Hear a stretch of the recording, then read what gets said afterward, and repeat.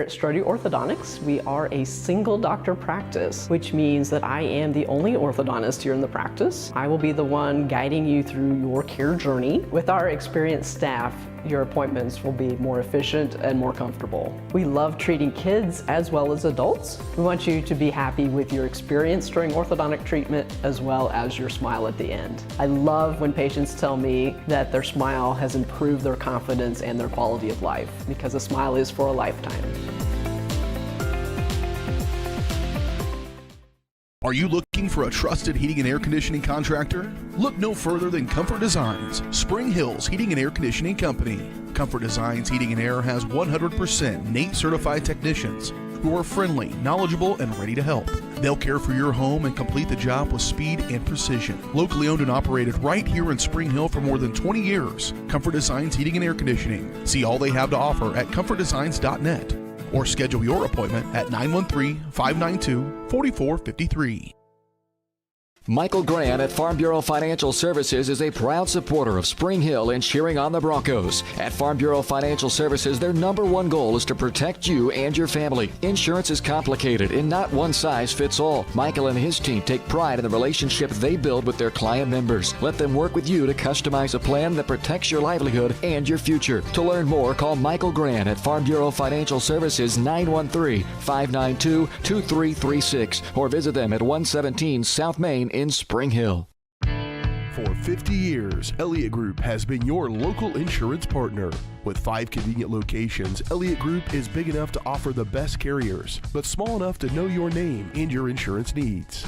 Elliot Group is more than just insurance. They're a part of each community they serve, with a wide variety of insurance solutions to help your unique challenges. Elliot Group, where they're there for you today and for years to come. Visit them at any of their 5 locations or at elliotinsurancegroup.com.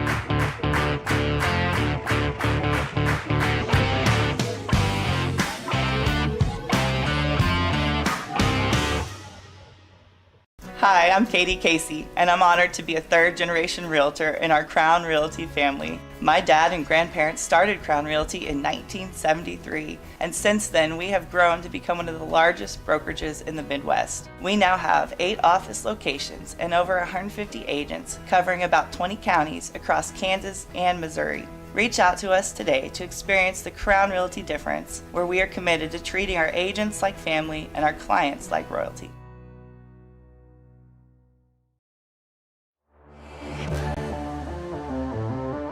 This is your home for the Broncos. Spring Hill Sports Live. Plenty of time, loads up, lets it fly down the sideline. He wants Torres, he's got to come back, he makes the catch. Down, Jackson Torres.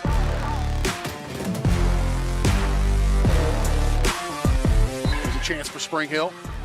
Back set, kill for Serpan.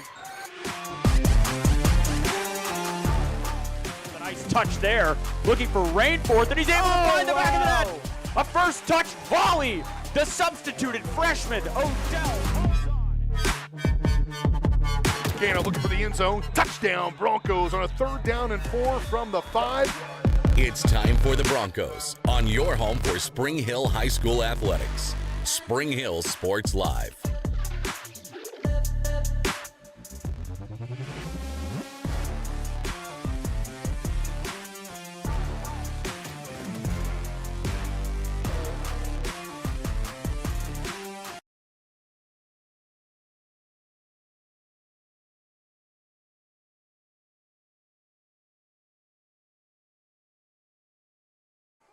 We come to you live from Paola, Kansas, the home of the Paola Panthers, as we center sights on another Frontier League matchup between the Paola Panthers and your Spring Hill Broncos. This presentation of Bronco football is presented by Strody Orthodontics. Strody Orthodontics specializes in creating beautiful, healthy smiles. Dr. Claire Strody and the staff at Strody Orthodontics is experienced, highly trained orthodontic specialists with decades of combined experience. Locations in Spring Hill, Olathe, and Overland Park. Learn more at StrodyOrtho.com. Hi, everyone. Alongside my partner, Matt Jones, and my cameraman, Kid Carvalho. I'm Brendan Bolin, and Matt, I don't think the Broncos could ask for any better of a start right now than they did against the Cyclones. Going 4-1 now on the season, 3-1 in conference play. The conference is still within your reach, but you've got a nice, tough task against another young squad in the Paola Panthers. Yeah, the Eudora Cardinals and the Broncos have definitely kind of set themselves as the top two teams in the Frontier League, and for us to be able to even have a chance at the Frontier League, we need somebody to upset Eudora. They probably need to lose twice because they'll have the head-to-head, which is, you never know. And in the Frontier League, it's always a competitive football conference, but this is a rivalry game with Paola tonight. Only a few miles separate the two towns, so it's straight down 169 Highway, and Paola would like nothing more than derail the outgoing Spring Hill Broncos as they move on from the Frontier League. So I'm sure that they've talked about it all week, and they're thinking about it. They definitely want to send the Broncos away with the sour taste in their mouth. And this will take us right into our pregame show presented by Comfort Designs Heating and Air Conditioning. Locally owned and operated for more than 20 years, Comfort Designs is Spring Hill's Heating and Air Conditioning Company. Learn more at comfortdesigns.net or call 913-592-4453. And let's kind of recap this matchup between the Cyclones and the Broncos. It was the 36-7 the final score. Jordan Miller, a phenomenal game. He went 7 of 15 for 183 yards and 2 touchdowns. He only had 6 carries for 18 yards, so he didn't get it done with his legs like we normally see, but he got it done through the air, and that's also in part of Cameron Wells, 2 receptions for 74 yards and a touchdown. Also, Mason Dotson had a reception he had 2 actually in that last game, 44 yards in that touchdown. It was an incredible touchdown where he had to shake off a defender that caught Caden off guard, but this is an offense that we're starting to see Jordan Miller feel more comfortable in this offense and feeling like he can air it out week in and week out. I think the most important thing for him is confidence and decision making, and when he's feeling it and when he feels like his decisions are clicking, then look out. Hanka Chaver contributed the most on the ground, 12 carries for 116 yards and would have a score early on in the game. And the defense, I talked to Will Shannon, the defensive line coach. We'll see that interview just a little bit later on in our pregame show. But Brooks Bear, 7 tackles, 5 tackles for loss, 3 sacks in a hurry. And Braden Bell, of course, had the interception on the third play, the opening drive of the game, where he took that thing to the house, 36 yards. I mean, this defense is rocking on all phases, and it certainly helps when you have a front three that can get to the quarterback really quick. Yeah, the chaos that they create is nothing like I have ever seen. When they can get through and they can make the quarterback hurry and make poor decisions, then it just sets their defensive backs and their backers up for huge, huge plays, which is definitely why we've seen so many defensive scores this season. And we'll talk about this Paola Panthers squad coming in 3-2. This is their best start since 2019 when they went 3-2 to start off the year. And what Coach Jeff Smith has done is completely helped the Panthers out. You have a young quarterback. You graduated a lot of, very talented seniors. But you look at how they are this year. They have a completely new offensive game plan, a lot of young weapons. They're able to beat Pittsburgh 33-21 on our partner channel on Pittsburgh Sports Live. They led 19-0 at half. But then the second half, they led up 177 rushing yards combined, and that's certainly what kind of hurt them in the end. But they still held on to win that game. Yeah, Pittsburgh, traditional power in 5A, and a small 5A, but still, Pittsburgh goes around and plays everybody that'll play them, and that's a good win for Paola. And be interesting to see what they're doing tonight as they get more comfortable with their offense and getting the youngsters some playing time. That makes a huge difference. Look at that, youngsters. Talk about Bodie Shea, the sophomore running back. 27 carries for 134 yards and 3 touchdowns. He also had 2 receptions for 27 yards and a touchdown. So 4 touchdowns combined through the air and on the ground for the young Bodie Shea. And also sophomore quarterback Mason Stein, 10 of 15, 166 yards and 2 touchdowns. He also just carried the ball twice for 4 yards. So this is a young core of the backfield that is certainly can dominate a game whenever they feel necessary, but they also have some experienced weapons. Sasha Pachenko had 4 receptions for 74 yards and a touchdown. So this is an offense, if they get moving, they'll continue that. But what's going to be the challenge for Spring Hill's defense today with an offense that can change formations at any look? And I talked to Coach Shane about this as well. They can go anywhere from a wing T to a spread offense in the matter of just one play. That'll be an interesting matchup that we're looking at because the Spring Hill's defense is predicated on creating chaos and havoc and people not being able to guess where they're going. And when the offense is doing that as well, Spring Hill's going to have the people that aren't blitzing or they're not stunting are going to have to be very assignment sound so they don't get beat with a long play. Well, that'll start off the first part of our Comfort Designs Heating and Air Conditioning pregame show. When we come back, I sat down with Special Teams Coordinator and Defensive Line Coach Will Shannon to talk about his upbringing to Spring Hill and what he's excited for in this matchup. That's all coming out next on your home of the Broncos, Spring Hill Sports Live, presented by Strody Orthodontics.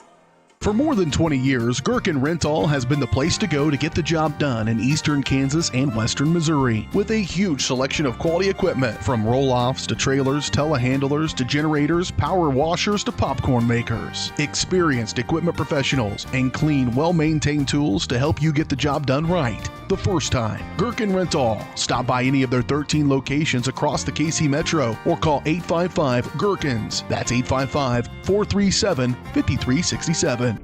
Hers Incorporated in Spring Hill is your area's premier small engine repair shop. Before you replace that faulty trimmer or mower, let our experts get you back to work. And if you are in the market for a new handheld, we carry Maruyama and Red Max trimmers. Plus, Hers is still the best place for hydraulic hoses, cylinder repair, and mechanical control cables. If that's not enough, we're also a UPS drop-off location. To learn more, visit us at hersinc.net, call 913-247-3530, or just stop on by.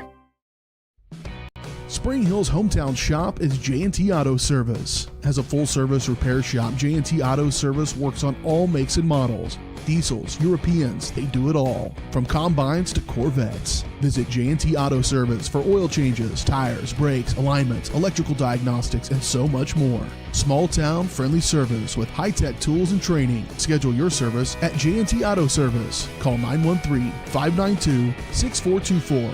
You can also visit jtautoinc.com.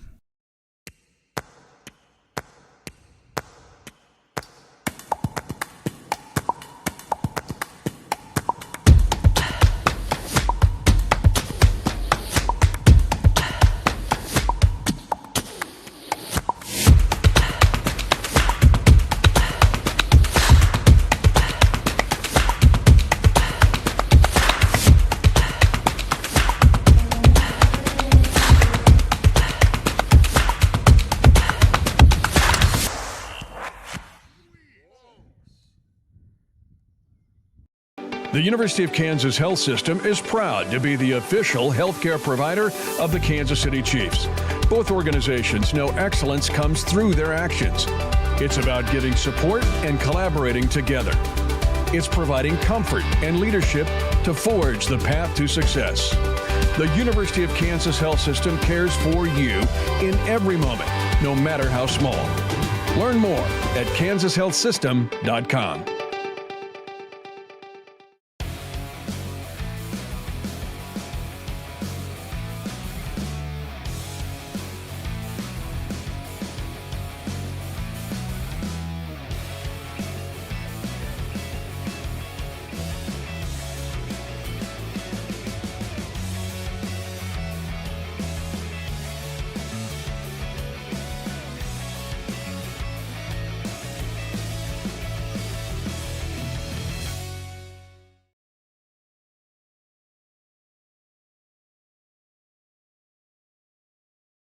Welcome into our Comfort Designs Heating and Air Conditioning pregame show here on Spring Hill Sports Live. Back for our fourth week of coaches interviews, and this week I'm joined by Special Teams Coordinator and Defensive Line Coach Will Shannon. Coach Shannon, thanks for taking the time and welcome to the show. Thank you for having me. First question for me is, that was a really, really big statement win last week against the Cyclones. Kind of talk me through that and your initial thoughts on that matchup. I think it was a big win. I think our guys came in really prepared. I know they really wanted that one. Obviously, I was not here last year, but that's the one loss that they kind of dropped during the regular season. So they really wanted to kind of revenge that one. I think it's one of those deals where because of obviously this being the last year they kind of get to play those guys. There's a lot that fed into that. So our guys were kind of laser focused going into the whole week.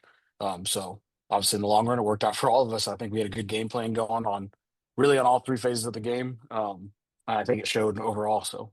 And you mentioned you weren't here last year. You were actually at Yep. Prairie View High School, not too far from Spring Hill or Paola. Not too where we'll far, be yep. Next week, but I mean, talk Yep. to me about being in that Prairie View program and what you saw, because your last season you went out with a bang. You had a really good running back in Parker Schwartz Yep.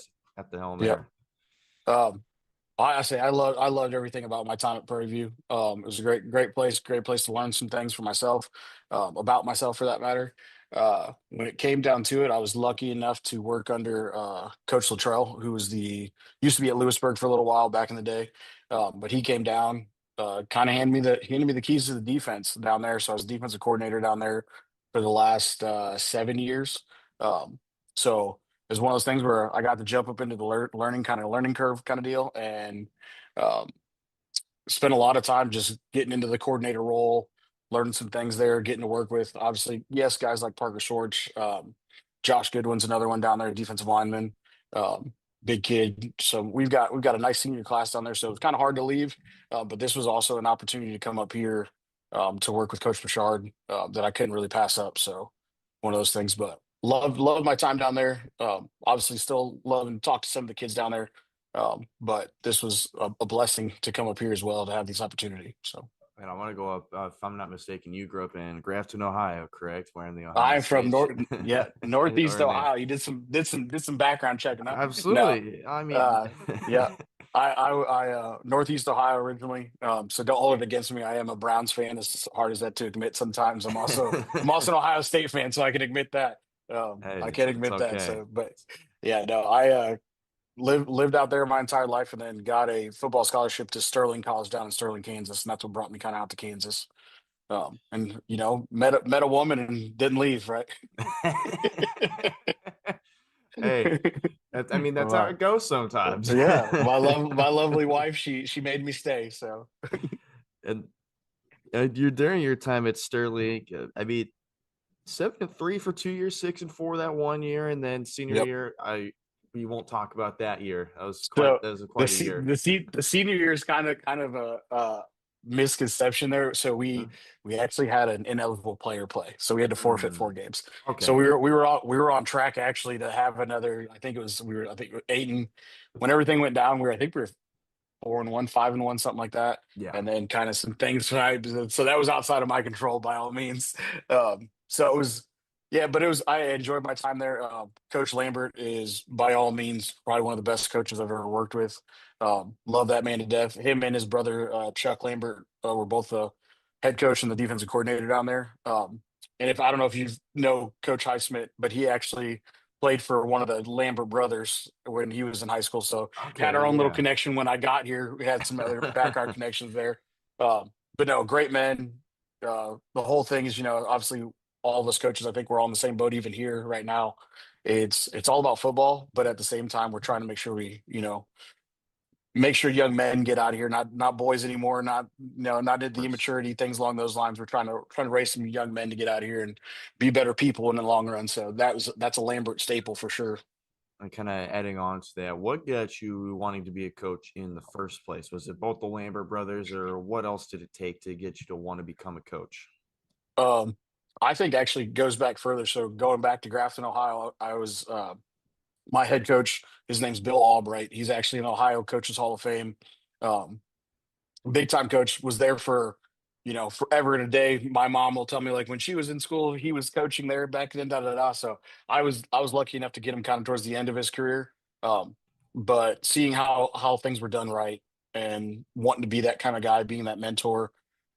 He's kind of the one that steered me that direction. And then when it got to college, it was reinforced by guys like Andy Lambert and Chuck Lambert. So, and of course, where did you get your initial start coaching high school football? Was it a college GA position? Where did you get that initial start? So the after I was done playing, I got blessed and was able to stay at Sterling for a semester, basically, because I do my student teaching.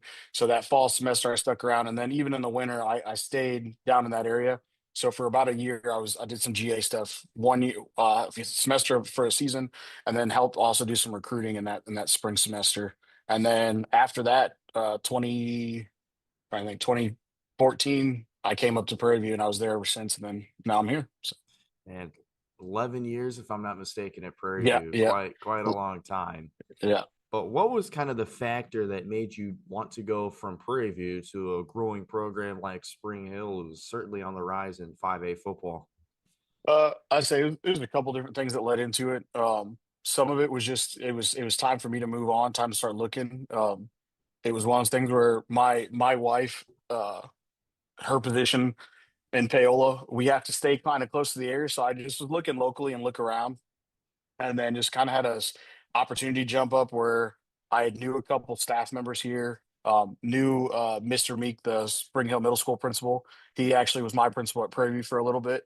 So I kind of called him and was like, hey, there's an opening up there. What do you think? And he was, by all means, he's like, take it, jump on board. Now Clayton's his son is the senior this year. So maybe that fed into it. He's like, hey, yeah, go coach my kid, But no, like I said, knowing some people up here too, it was kind of easy to go ahead and put the app in. Obviously had a good interview, I think. Otherwise I wouldn't have been here. But had a good interview, and like I said, talking to people. This is, like you said, on the rise place to be. I think everything's uphill from here. I mean, we're gonna have a great future from what things look like, all the way down to our middle school programs and the 3 schools that are feeding into this. So I'm really excited to see exactly what comes to even in the future. You mentioned having some connections in there. One you mentioned earlier being Coach Heitschmidt, which I see and him every time I go up there. You're working on the sideline system. Trying to get all the electronics going, man. We've had an uphill battle this season with that. If it's not one thing, it's another. So we've been just trying to get it down. And last week, thank God everything was perfect. Everything worked out for us. So it was a good deal. Hopefully that continues.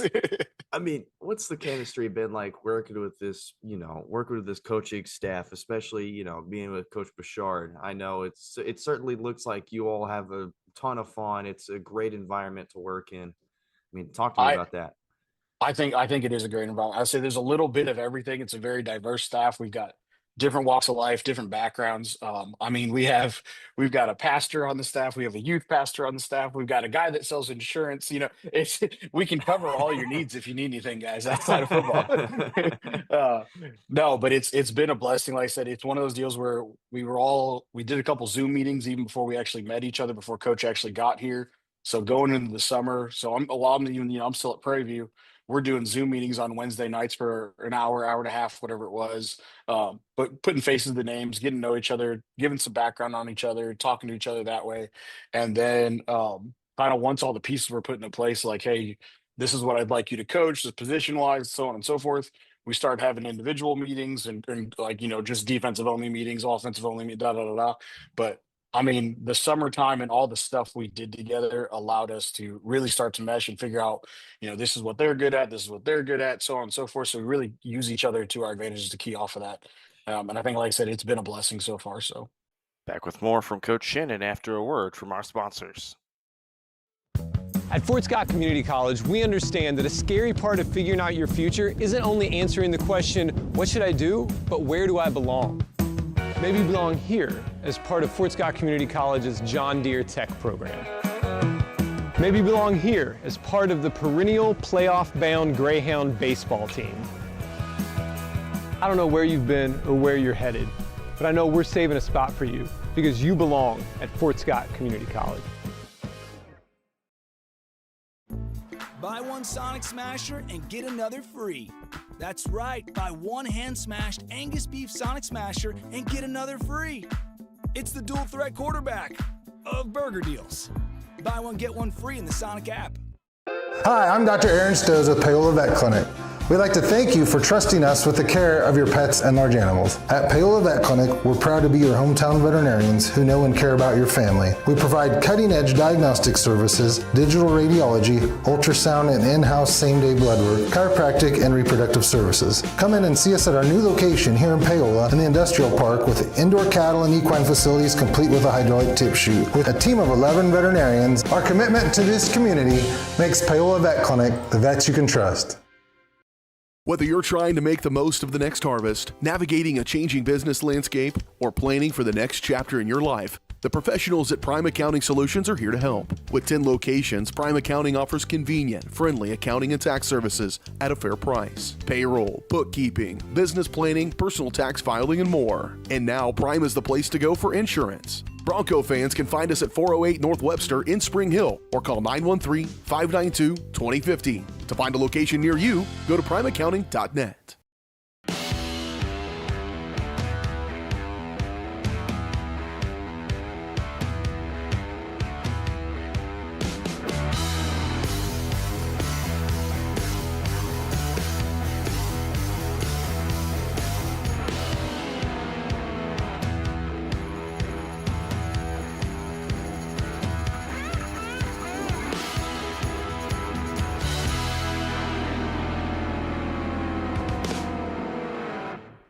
Find whole body wellness with Sozo Chiropractic in downtown Spring Hill. Relax and recharge with medical grade infrared. Experience natural relief with dry needling and acupuncture. Or try stem wave therapy, a cutting edge option for pain relief and healing. Whether it's you, your kids, or your family, Sozo Chiropractic is here to help you feel your best. Visit us at 102 South Main in Spring Hill or call 913-592-0010. Sozo Chiropractic. Relax, restore, and live well. And you being the special teams coordinator, but you also being a defensive line coach as well. Yep. I mean, when Coach Bouchard says, "Hey, I want to put this defense in," and you played Friends actually in college in the KCA. Yep. I mean, it was a little different when I played Friends. They didn't have this defense, thank God. So this is the other wild part of the whole connection thing going into is, so the head coach at Friends and the defensive coordinator at Friends, they are both Sterling guys. So like I was my freshman year, the DC, Paul Kemp's his name. He was a senior my freshman year at Sterling. Now Terry, the head coach, he was already gone, but I've met him a couple of times.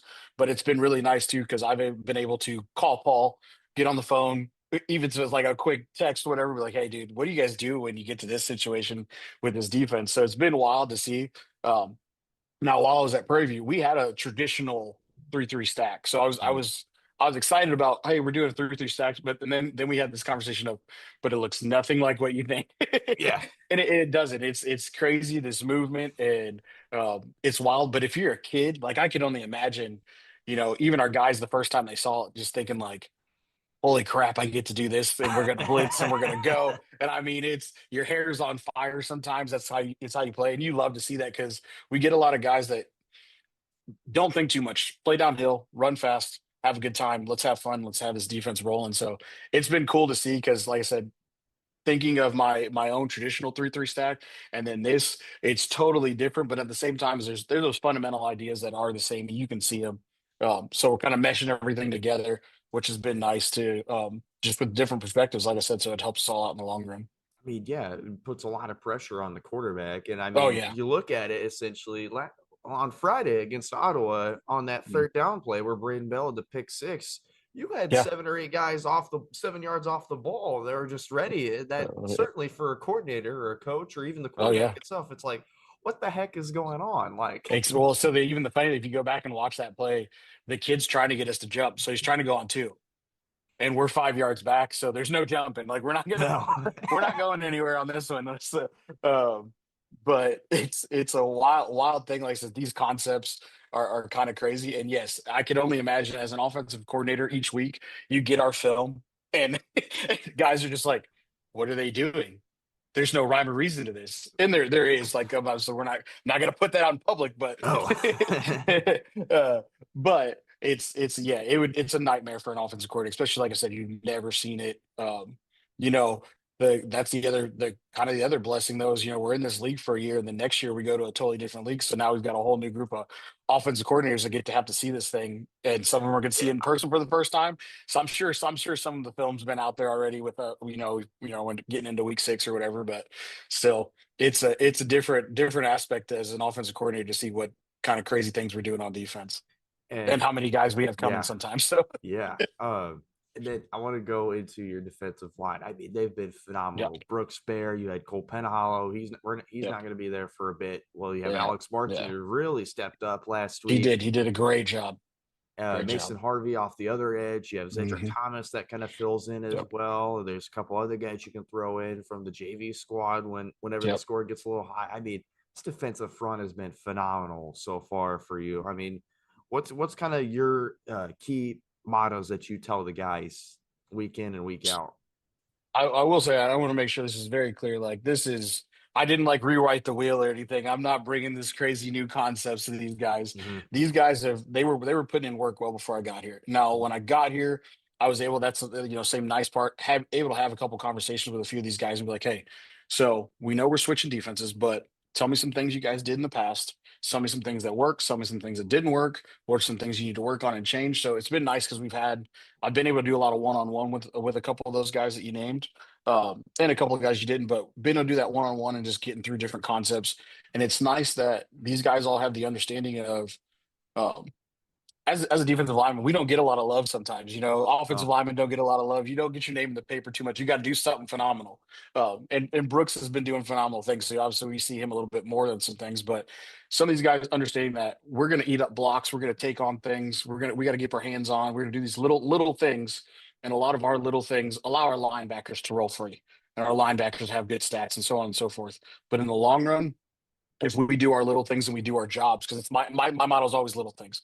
Do your little things and they lead to real big stuff.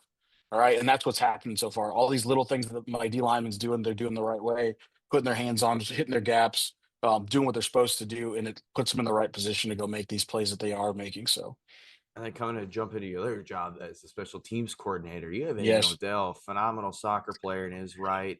He's been an all-conference mention. He was almost an all-state mention. I mean, he certainly has been a phenomenal field goal kicker. I kind of talked to him about how he became onto the team. Yeah, Aiden's been a blessing. This was actually I can't remember the whole scenario.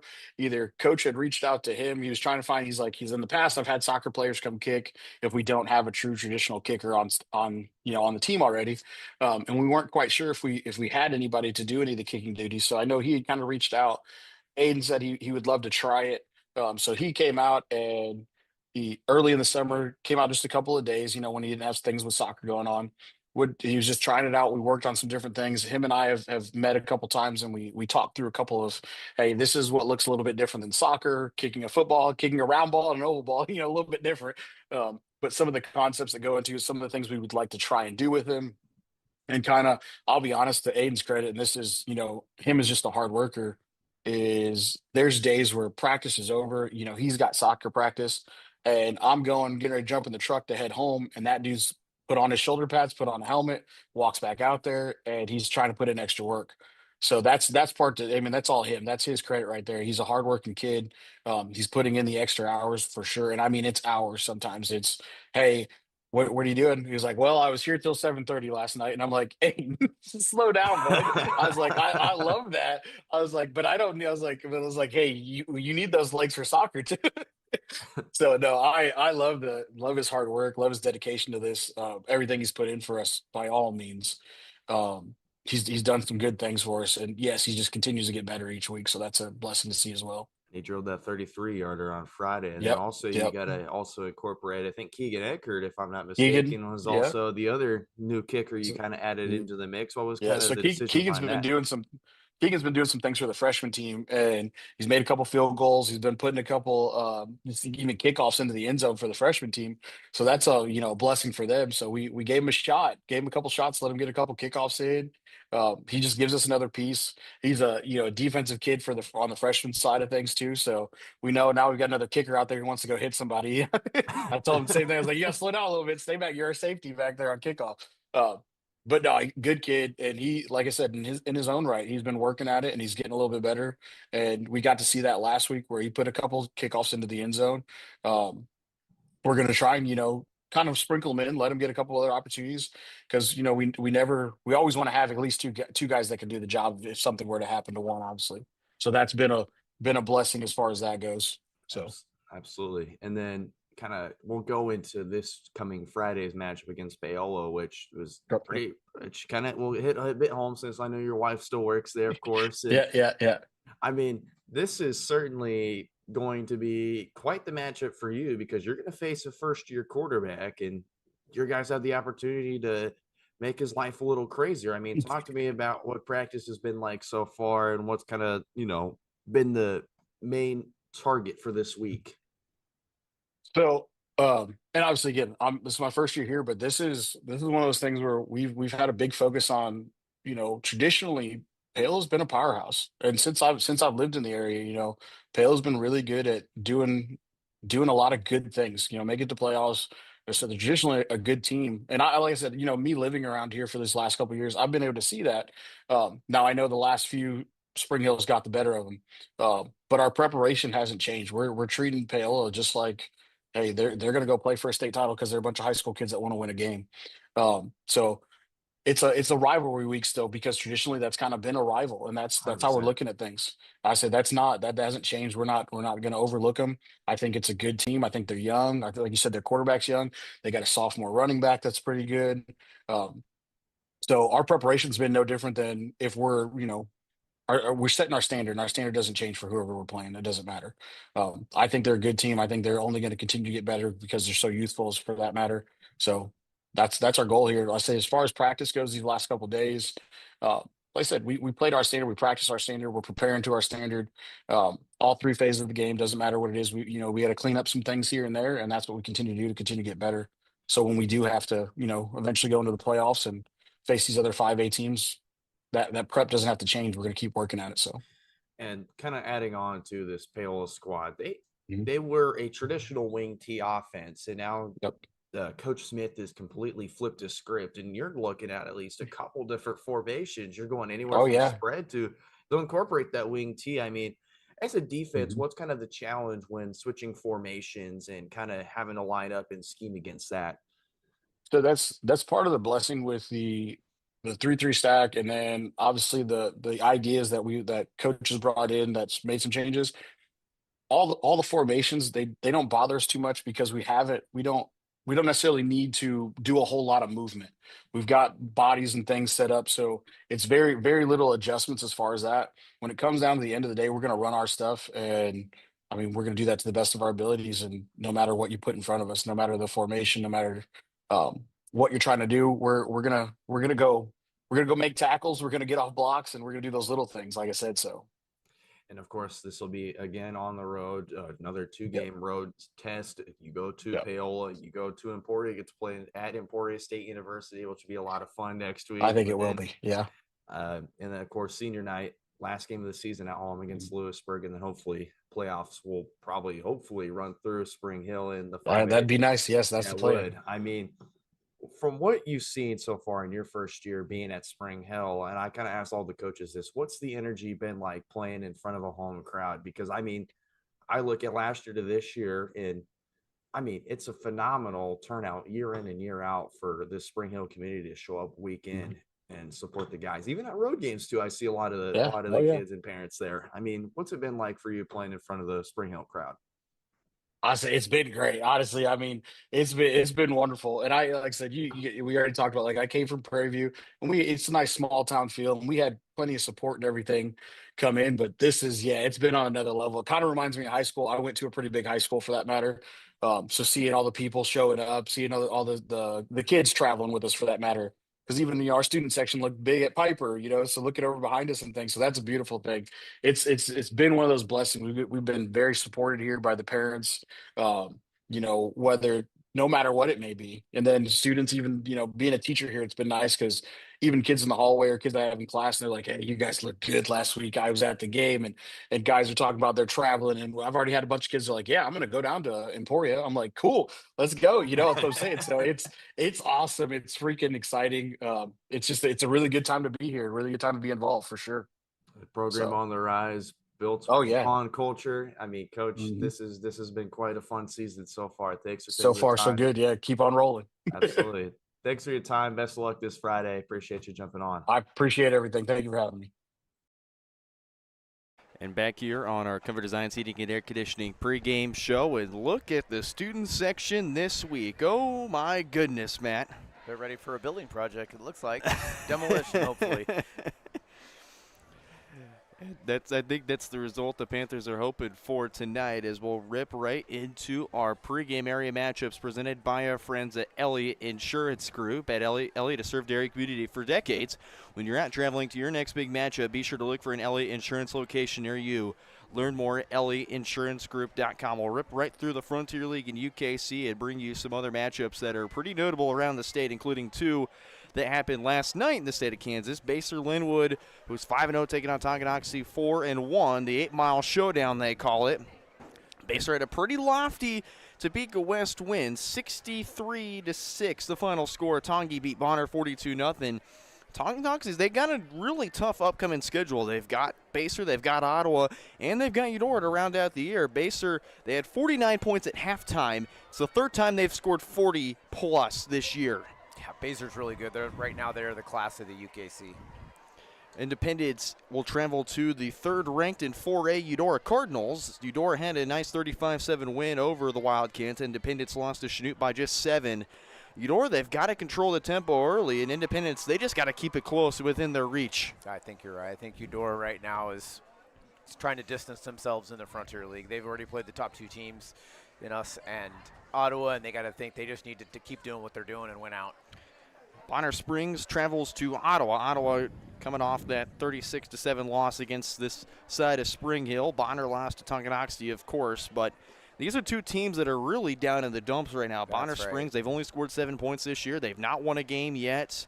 But Ottawa, they just lost their starting quarterback now for the rest of the season as well. So these two teams are really, this is going to be a get back to their groove sort of game for both these teams. I would think so. And, you know, Ottawa's in a tough position. Like, their season can go south really, really fast with all those good athletes out. So we'll see. You know, sometimes if a team is struggling, unfortunately for Bonner, they're usually the medicine for that. But hopefully it's a competitive game and nobody gets hurt this time for Ottawa. Wichita West, who's 1-4, traveling to Lewisburg, who also is 1-4. Wichita West had to take on the Wichita Northwest Grizzlies and got mauled 76-7 the final in that one.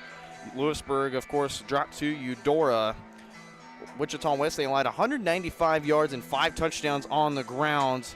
They've got to limit the chunk plays tonight. For Lewisburg, you got to trust your youth and see it through. This is going to be the tale for the rest of the season moving forward. Yeah, that's an interesting matchup. That's kind of a long way to go and not even in the same classification, but it's interesting. And, you know, it's hard to put much into the Wichita Northwest game for West because Wichita Northwest is one of the top teams in 6A. We've got Baldwin and Santa Fe Trail. Santa Fe Trail 5-0 on the season. Baldwin 3-2. Baldwin lost to Silver Lake 47-7. Santa Fe Trail beat Wellsville 13-6. Santa Fe Trail's their first 5-0 start since 2016, as both teams are making their way out. As the Panthers are inside their tunnel, you can see Bronco cheerleaders lined up as they're about to welcome the Broncos on the field. Santa Fe Trail, their first 5-0 start since 2016. So out come the coaches. Head coach Fred Bouchard walking onto the field as well. Paola Panthers again in the tunnel. As out comes athletic principal Jeff Hines to welcome the Panthers onto the field. Broncos, oh my goodness, we got fireworks, hold on. The Broncos on the other side with the flags getting ready to roll here.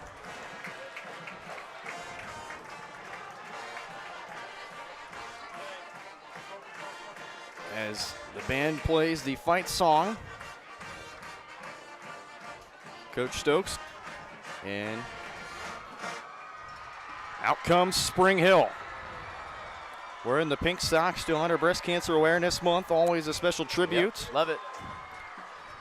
As we'll cut it back to our area matchups. Baldwin, they had a tough loss to Silver Lakes, 47-7. Santa Fe Trail 13-6 over Wellsville. For the Chargers, their first 5-0 start since 2016. They need to keep their winning streak versus Baldwin to 3 straight. But Baldwin, they had a rough night against Silver Lake. Their freshman quarterback allowed 320 yards through the air.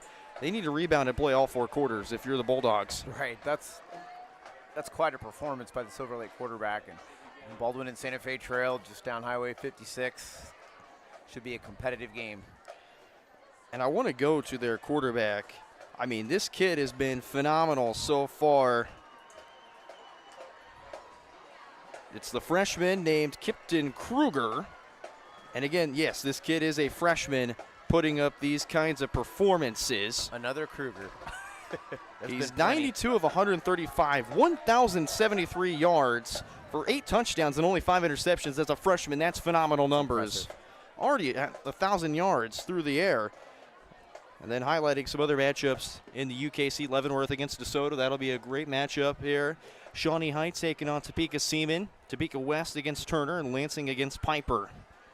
And we'll start off our outside the Frontier League and UKC matchups. We'll take a look at number 4 Mill Valley in 5A taking on Olathe West. And these Mill Valley kids have been charged. They've been up since 5 a.m. They had the Today Show actually give them a special highlight on their Friday Morning Lights feature. How cool is that? And Mill Valley, of course, was the first ever outdoor football volleyball game against Piper, if you remember back in early September. So Mill Valley's had quite the year this year, and they're going to take on a perennial team in Olathe West that's been off to a really hot start.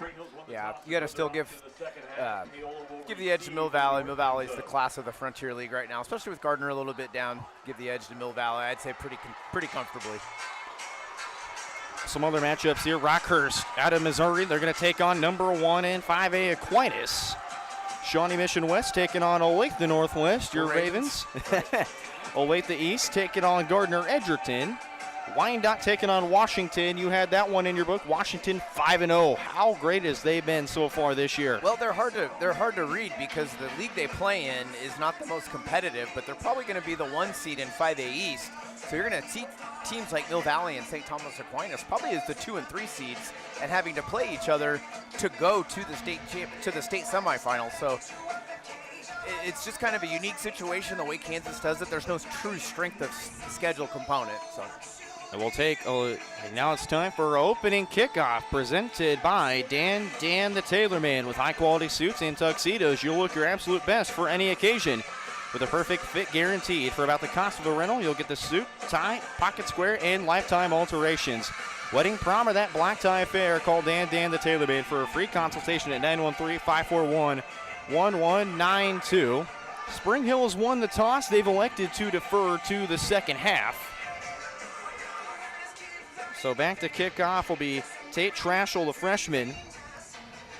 Or, excuse me, that's for the Panthers. For Spring Hill, it's Aiden Odell. And for Odell, it was quite a game for him last time. 4 kickoffs that totaled 226 yards. He had 2 touchbacks. He went 101 on field goals. That went 32 yards. He's got his guys ready. Paola's got their 3 in the backfield. And away we go from Panther Stadium. It's the Broncos and the Panthers, the Battle of 169 Highway, I like to call it. That's right. And out comes the quarterback for the Paola Panthers, and Mason Stein, the sophomore, at 6'2", 188 pounds. Phenomenal game for Mason Stein last week. How is he going to have to deal with this Broncos defense? He's going to have to, first of all, it starts with his offensive line, but he's got to stay very calm, very collected, and just be able to weather the storm that the Broncos are going to send at him. That's our keys to the game presented by the Spring Hill Chamber of Commerce, reminding you to shop local. Keep up to date with Chamber events by visiting them online at springhillks.org or stop by the new office in downtown Spring Hill. First down carry. This is to Bodie Shea, and he's brought down by Brooks Bear. A lot of north-south stuff we'll probably see from Paola tonight. I think if they can attack right at the heart of the Bronco defense and try to get to that second level, they could probably pop one.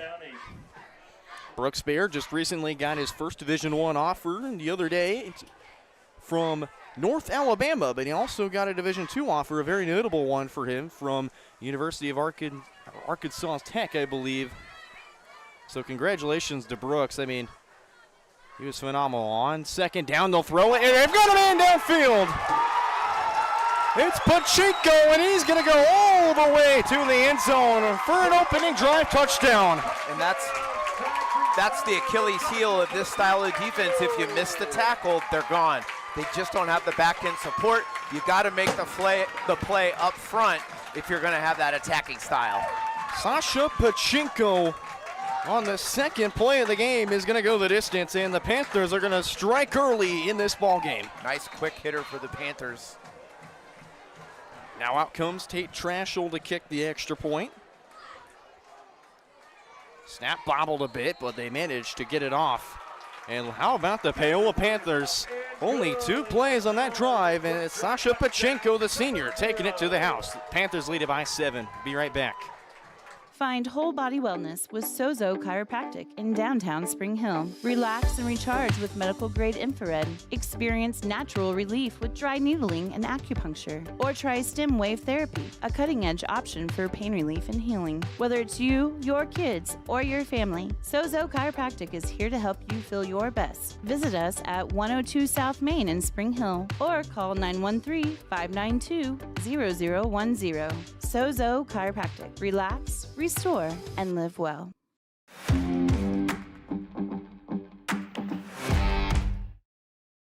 Back here on Spring Hill Sports Live, Brenda Bolin, Matt Jones, Kaden Grabajo behind the camera, and 2 plays just needed for the Panthers. It's a 78-yard touchdown to Sasha Pachinko. He took that one the distance. He did. That was great execution by the Panthers. And just those quick hitters are going to be very successful tonight if the Broncos don't make that tackle at the point of contact. Only wasted less than a minute. That's all the Panthers needed. Tate Trashel back. Needs his guys to get set here. Cameron Wells, the one back deep for the Broncos, but it's going to roll, be one-handed by Kachaver at the 25, and here he is to the 35, being wrapped up right at the 35-yard line, and out comes Jordan Miller. Looks like we have officials blowing this one dead. Do we see a flag on the field? Or I don't. All right, okay, it must have been something that we didn't see initially. I think the referee's trying to turn his mic on. Maybe they need to reset the game clock. Yeah, maybe. Broncos start their opening drive, first down and 10 from their own 36-yard line.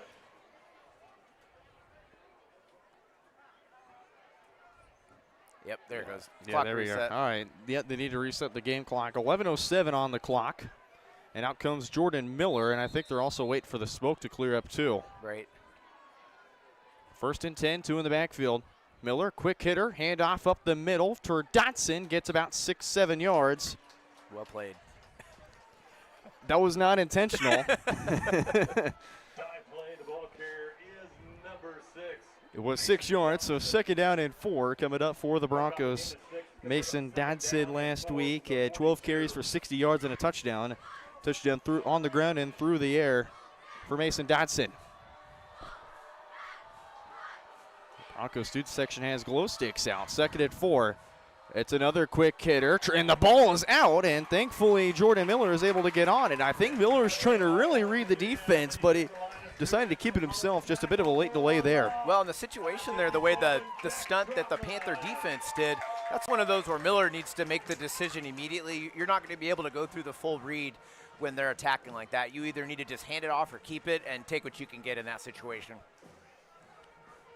So they'll lose a yard on that play, so it's going to be third down and 5 coming up. Loss of 1 from the 41-yard line. It's third down 5.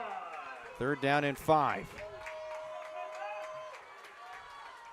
Miller, it's a bootleg play action. He's got him in downfield, wide open. Folk in and out of his hands, incomplete. He had him there in stride, but just out of his hands, and it's going to be fourth down. You can't ask for much better play from Jordan Miller. That was on the run, great eyes, looking downfield, just floated the ball perfectly, just couldn't come down with it. And they're going to send Brooks Bear out to punt this one, and question was going to be who's going to be the long snapper now that there is no longer Peyton McAvoy or Brady Coulthard. So this will be Carter Rainey actually long snapping the punts. And back is Brooks Bear. Had just one punt that went 42 yards. Sends this spiraling kick, and there's a something. There's a. Not sure what happened. I think they might have got a hand on it. It might have caused it to shank a little bit. Yeah, I think it just was going to sail out of bounds and keep sailing, so I think that's what they did, just spotted it. So they'll start him at the Panther 45, and back out comes Mason Stein and company. And how big could this be for the Panthers? And we're going to get some movement on the Bronco defense. They didn't cross the line of scrimmage. They're just about a half a yard back. Broncos will jump again. This time it's going to be flag worthy.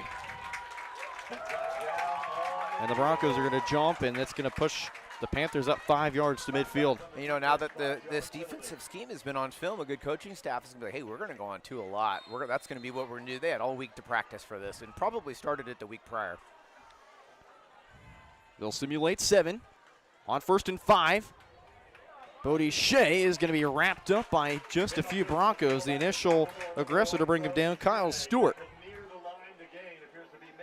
And he's just an inch short is Bodie Shea.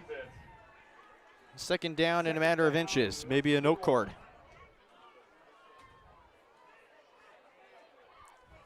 Again, what Coach Jeff Smith has done this year and the turnaround of the Panthers has been incredible so far. Well, and like we saw in Eudora, a disciplined offensive line can neutralize this attacking defense just enough. 2nd and inches, they'll give it to Shea once more. He'll try and break free, but not before Carter Rainey gets there. And the Panthers will move the chains on 1st down. Big time pickup for the sophomore Bodie Shea.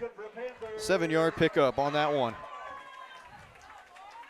3 carries for 13 yards so far in the first quarter for Bodie Shea. Panthers move into Bronco territory at the 39-yard line. Got to look for some play action options here if you're the Broncos. Wing T formation. Another handoff to the outside for Shea, trying to stumble his way through. He's only going to get a matter of just a few yards.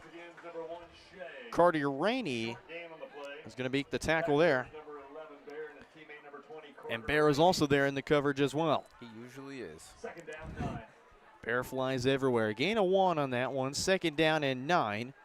Panthers just make one change to their offensive line. Garrett Graham, the senior, is in at center for Sam Schartz. Luke Anderson, Corson Morton, Cade Hendrickson, and Jax Troutman, the 5 up front.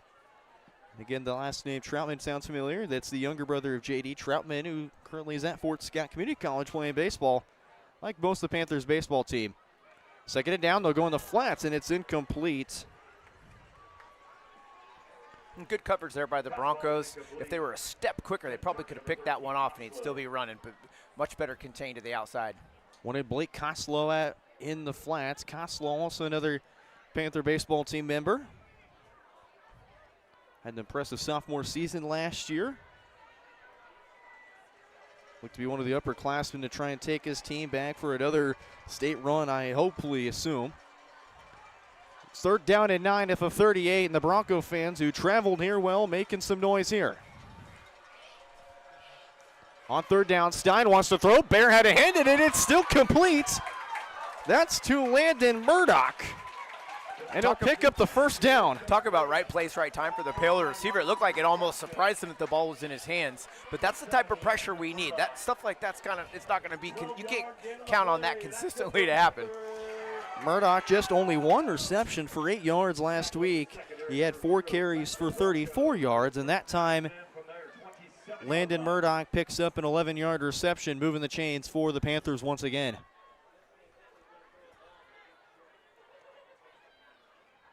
First and 10 from the 27. Handoff up the middle for Shea. Gets immediately smoked in the backfield. Good pressure from the Bronco D. Braden Bell in on the tackle, and he had quite the week last week and continuing to have quite a season. Just had one tackle and a pick 6, but he's averaged about 9 tackles a week for the past couple weeks to start off the season. Been the most consistent tackler on this Broncos defense that's been flying around, continuing to stick to their motto of 11 hats. 2nd and 9 from the 26. Panthers trying to go to the hard count. Broncos will not budge.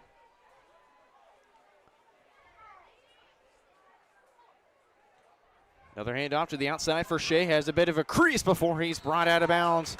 Great tackle right there from Benny Reagan, the senior. Yeah, they're doing a pretty good job on the exterior, being able to string the play out. It's those north-south things that are going to be difficult for the Broncos. Big 3rd down coming. Pick up a 6, 3rd down and 3. Panthers knocking on the door. They enter into the red zone. Make a few personnel changes here. Not gotten the same page there. They'll just take out one receiver. Looks like they took out Brody Latto. Here we go, 3rd down and 3. Handoff for Shea. He's going to be stuffed to the line of scrimmage before Brooks Bear brings him down. The ball came out, but I think Latto was down, or excuse me, Shea was down before the ball came out. So no gain on that play, and it's a crucial 4th down. Panthers are obviously going to go for this as they're in the red zone now. Oh, looks like they picked up just a yard, so it's 4th and 2 from the 19.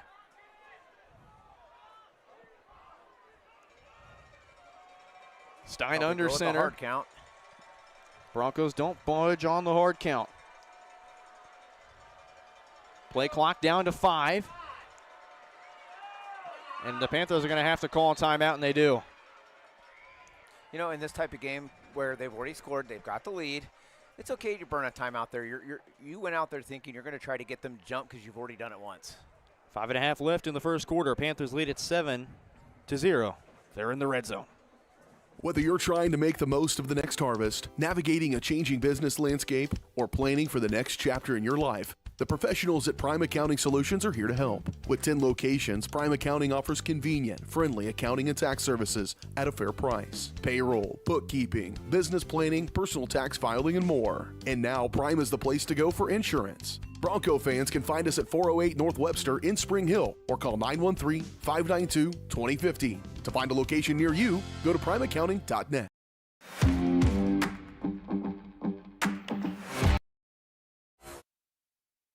Back here on Spring Hill Sports Live, Panthers have 4th and 2 at the 19-yard line coming up.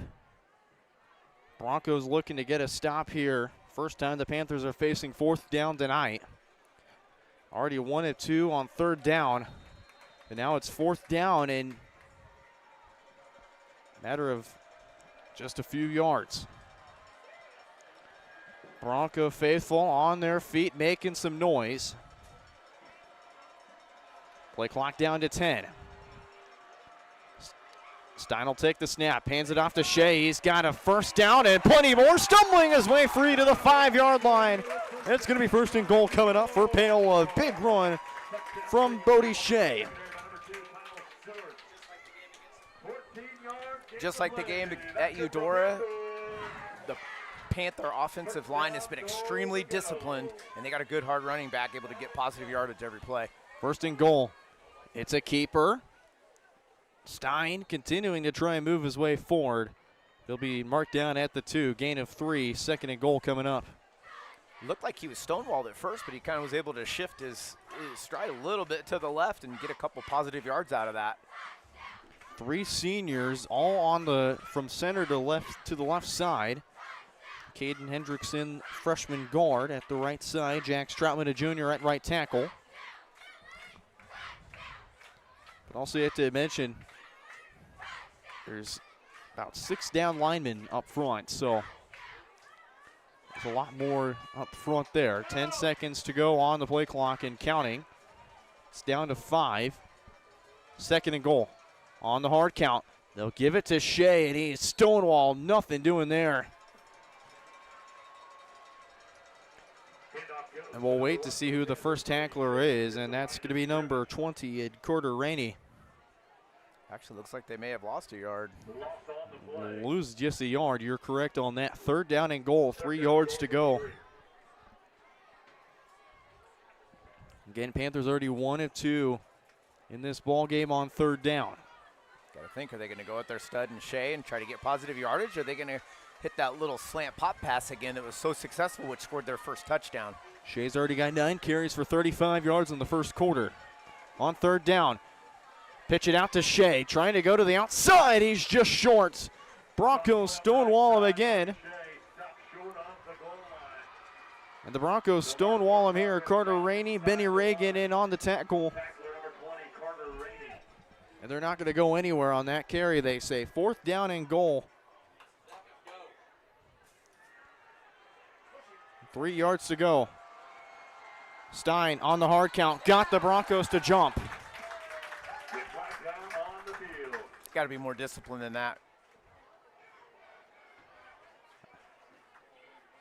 And it's going to set up 4th down and goal with just a yard to go now. Rethinking the quarterback sneak here. And they'll call time as I believe the Panthers are the one that called time. Panthers call timeout. There was no offsides then. Okay. Timeout, Panthers. Must not have crossed. 3:10 to go here in the first quarter. 7-0 your score.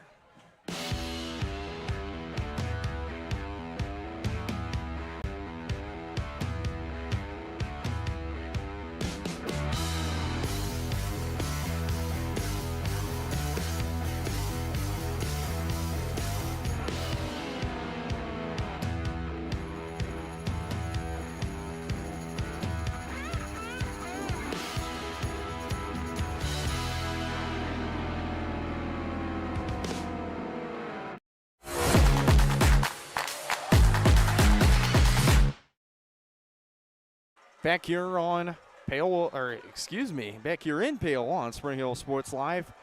4th and goal, 1 yard to go. Stein hands it off. Touche, touchdown.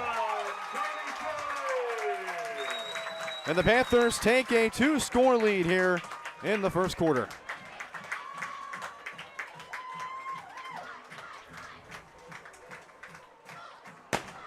And back out comes the fireworks. I was ready for that one. A little interesting tidbit. I believe their kicker, Tate Traxel, their family moved. He was originally from Northwest Olathe at Tennant Prairie Trail, where I teach. Oh, and it hit the upright. No good. So the Panthers will be stuck at 13. 13-0. Panthers find the end zone once again.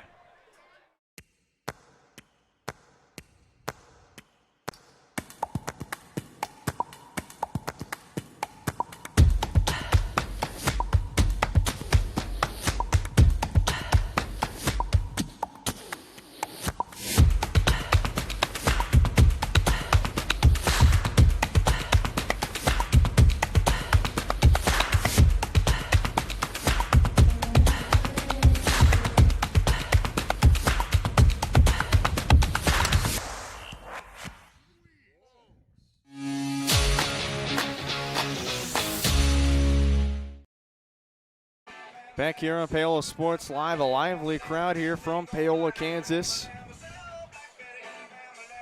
As back out on the field come the Panthers and the Broncos. And the Broncos now trailing by 2 scores here, 2 touchdowns from Bodie Shea.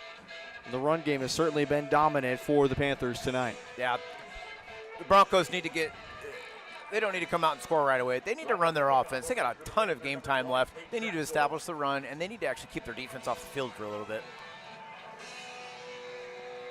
So Tate Trashel back out on the field to kick things off. Cameron Wells again back the lone man deep. It's a bit of a squib kick, and it'll be downed immediately right there by, that was Peyton McAvoy, or excuse me, that's Riley McAvoy, the freshman. So the younger McAvoy and Brooks Bear will split time at tight end. as Peyton McAvoy and Brady Coltharp are out for the remainder of the season. And also you'll see on the defensive front as well, no Cole Penhallow. Again, he's out for the second straight week. So you can see right there, Barrelby in at tight end, first down and 10.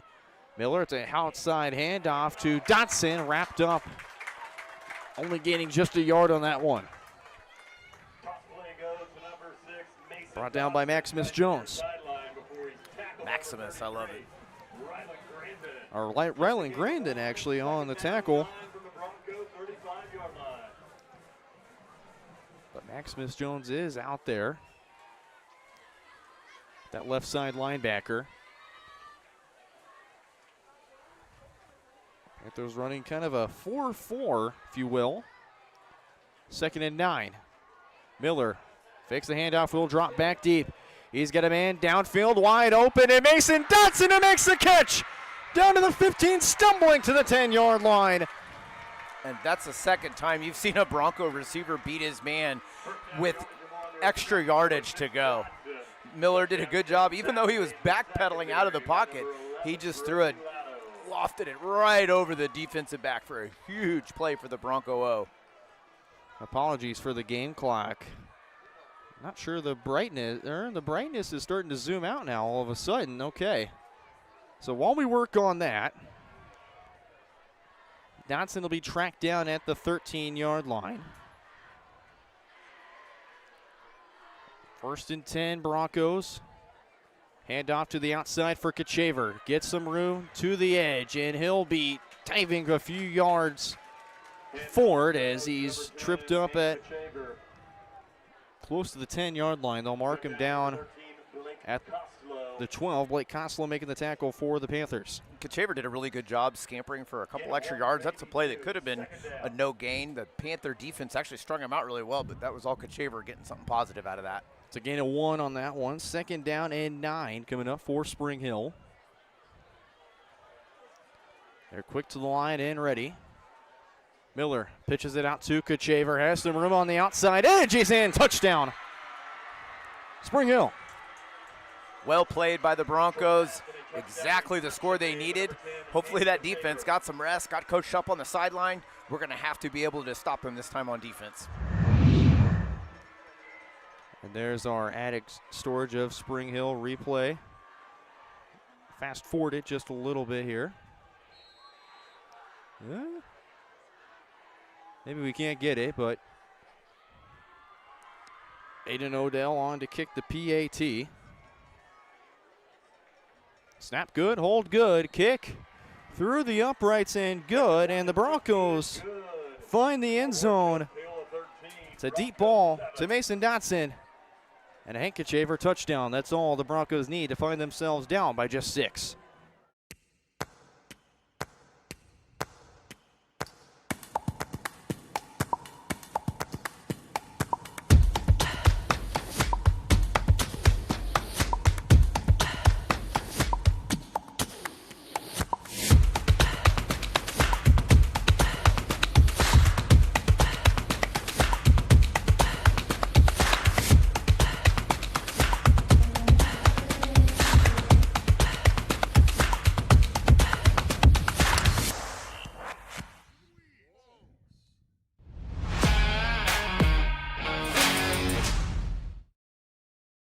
Look at the Broncos student section out with the glow sticks. They're excited. You know, that's the cool thing with we're nice and close. It's easy for our fans to get here, but the student section has been great every week. And they all made it up to Piper. They made it out to Eudora. They travel really well. Keegan Eckert out to kick off here. Saw him featured a few times. Eckert lays into this one, and this will be tracked back inside the 5 and be taken up by Pachinko, and he'll be leveled at the 20 immediately right there. Blake Surrey. 18-yard return for Pachinko. Excuse me, that was Murdoch.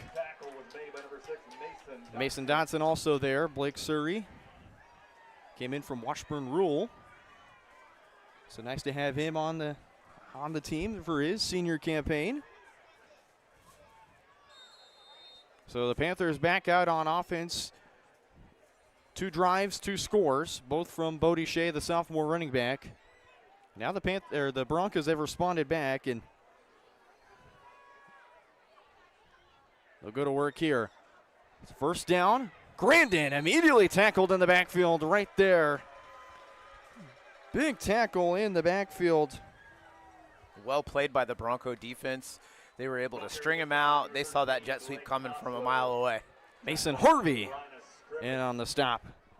This is important for the Bronco defense. They're getting the Panthers behind the sticks. Now they've got 2nd and long. That changes their playbook. 2nd down and 14 coming up, and I believe Paola is only going to have time for one more play here.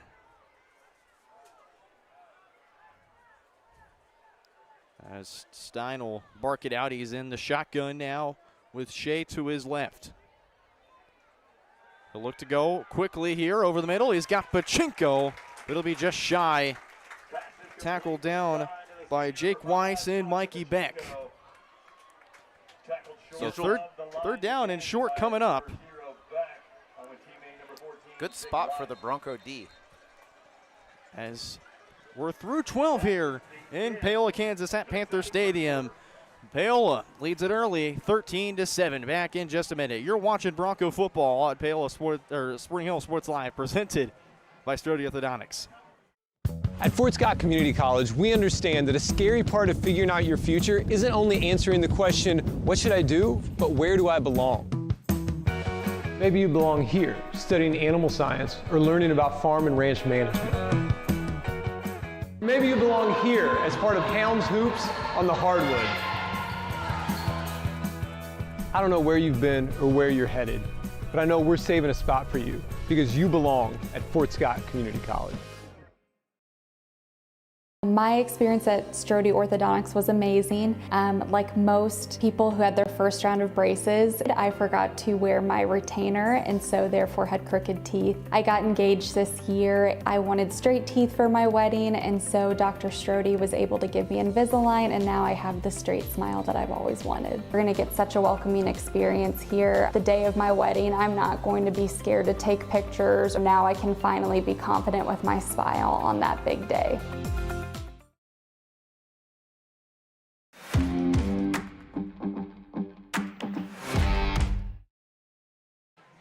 There it is, Paola High School, home of the Panthers, as we're here in the 2nd quarter of play here on Spring Hill Sports Live. Panthers will break the huddle. They've got 3rd down and just 2 yards to go. Pick up a 15 on that last reception from Pachinko. Sorry, pick up a 12. 3rd down and 2. Stein, he's got Pachinko once again out in the flats. Got the first down. Forced out by Siler Stewart, and also Benny Reagan in coverage. Panthers again moving the chains here on 1st down. Yeah, Panthers are doing a good job completing those short passes. Broncos need to keep them in front. Can't have a big play like we did to start the game. 1st and 10 for the Panthers at the 34-yard line. Again, led by Coach Smith in his 4th season, 11-21 overall at the helm of the Panthers. Good for win number 12. It'll be a big win if he can do it against Spring Hill. Battle of 169 Highway. Outside here, carry to Shea. Beck trying to lay into him there, but immediately forced out of bounds, and Beck just flew out of nowhere. He went flying all right by. Siler Stewart, back-to-back tackles. I mean, as the coach will say, stay on your feet, buddy. Keep your feet on the ground. It's a gain of 5, 2nd and 5 coming up. Stein under center. Try and go to the 2 count once again, and now is forced to look back to the sideline. Stewart out there communicating.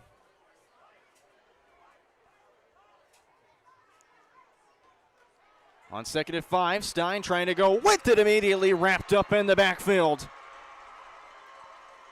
And that's the risk you run against this Bronco defense. When you roll out like that and you don't have any protection, The Broncos saw that one. Now a long 3rd down for the Panthers. So 3rd down and 8 coming up.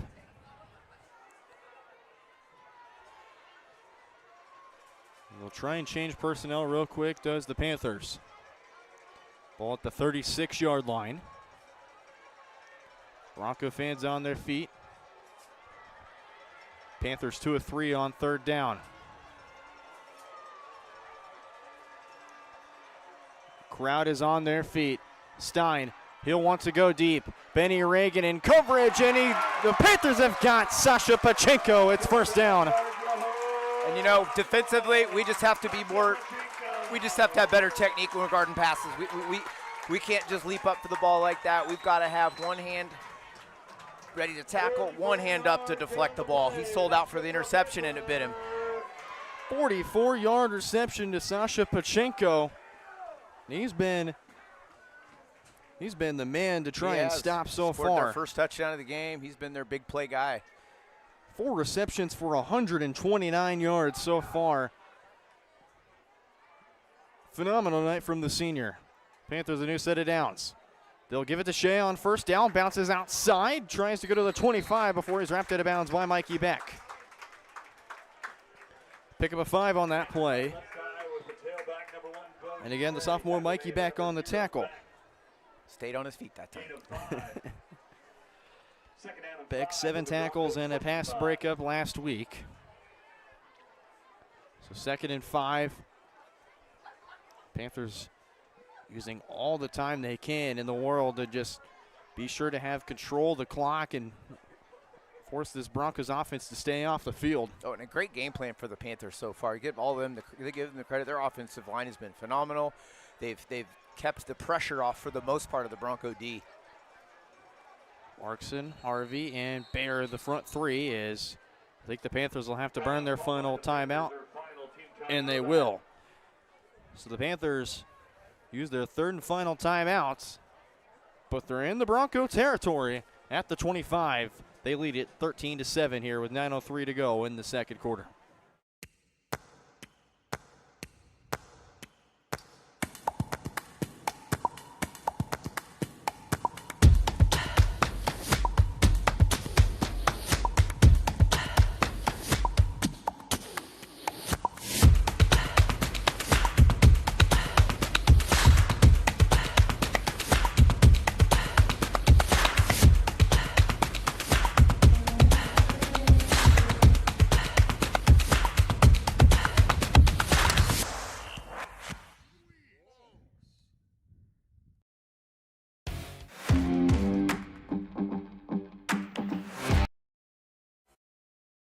Back here on Spring Hill Sports Live. 9:03 to go here in quarter number 2.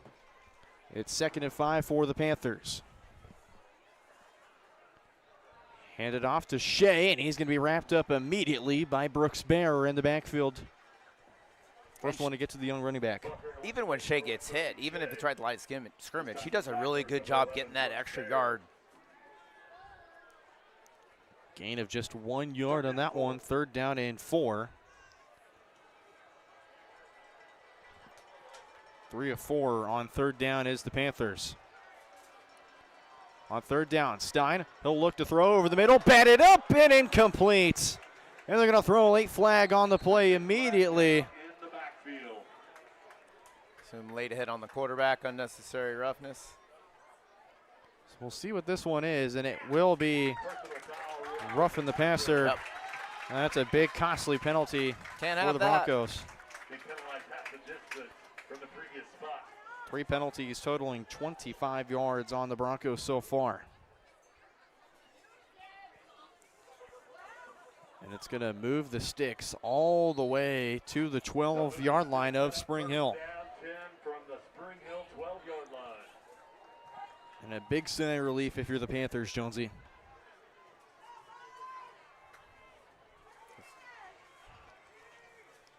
First down, outside carry. This is Shea, and he's going to be brought down inside the 10 at the 8-yard line.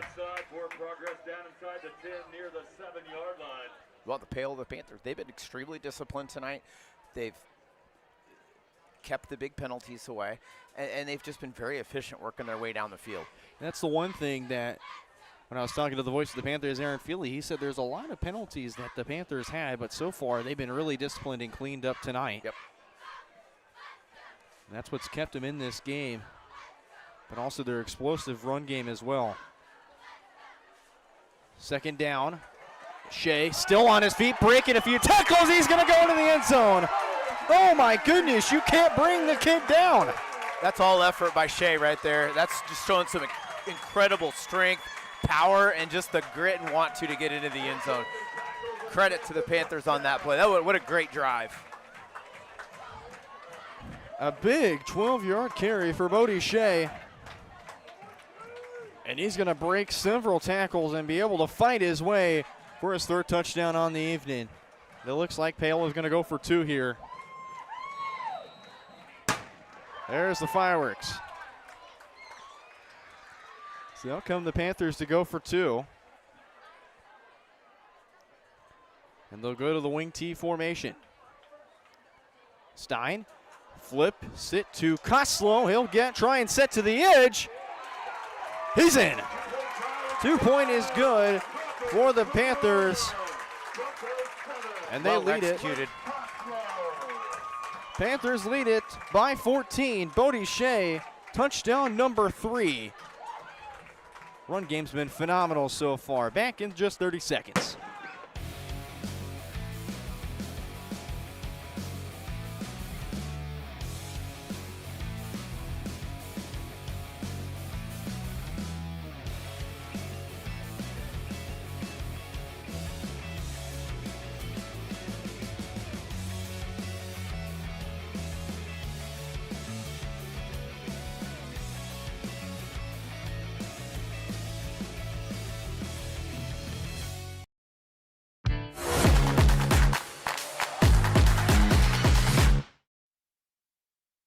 Correction, Bodie Shea's second touchdown. Pachenko had the one on the opening drive. Thanks for correcting me there, Jonesy.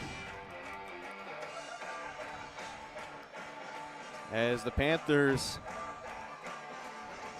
all gold / yellow tonight for their student section theme, and they've been feeling really happy so far, and you have to feel that way when you've got a big lead over Spring Hill. Spring Hill just a little bit out of discipline tonight. You notice the person on the kick return team just running in last minute. Trashel back to kick. Squibs it to about the 30-yard line. This will be taken in by Hank Shaver. Breaks to the 43-yard line as where he'll be marked down 13. About a 13-yard return for Kachaver, and back out comes Miller and the Broncos. You know, going back to that last series, that roughing the passers, what did it? That was a third and long situation where the Broncos defensive backs stopped him. Probably would have been a really hard decision for for Paola with a third and long. Again, being undisciplined, not necessary to have a late hit on the quarterback. We have to be disciplined coming out right here. So back out comes Miller and company. Really needing a touchdown here to stay alive in this game. On first down, Miller, he'll have it way downfield. He wants Wells. Incomplete. Great coverage by Landon Murdoch. 7 on 7 right there. Not actually, but the number-wise 7 on 7. Great coverage by the sophomore Murdoch. And not a good pass. It was safe. It was just out of the reach, but there was nothing dangerous about it. Still, the Broncos need to get back to their running game. They need to work their way down the field, keep their defense off the field for a while. They've got to be gassed. 2nd and 10 coming up for Spring Hill. Miller has 3 to the right side now. He wants to throw again. It's a quick little hitter for Kachaver to the outside. Breaking free of a tackle before he'll be stuffed immediately backwards from the 45 back. Gain of just a couple on that one. Carson Martin was in on the stop for Paola. 3rd down and 7 coming up. Looks like they want to change the personnel just a bit as they've got quite a couple receivers out there. Wells, Gatlin, Folk out there as well. So they'll send off Kachaver. Yeah, they'll go to the spread. 5 out for Miller on 3rd down and 7. Miller, he'll drop back. He's got a seam downfield, incomplete. Wanted Wyatt Gatlin, but just missed the mark there. It's 4th down coming up. You know, I don't really like, obviously I'm not the one calling plays, but I think that was a drive that was kind of a panic drive, kind of airing it out like that. Yes, that play has been here. I think you try it once and then you go back to your bread and butter. I like the screen call, that second call right there. I think you roll Miller out, you let him have the ball and him make the play, short pass, or let him bootleg it around for the run. Broncos will go for it here on 4th down. 4th and 7 at their own 46-yard line. First time Broncos are going to face 4th down tonight. It's a keeper. Miller trying to push the pile, and I think they're going to stop him short. Yes, they will. Turnover on down. Panthers are going to get the ball right back.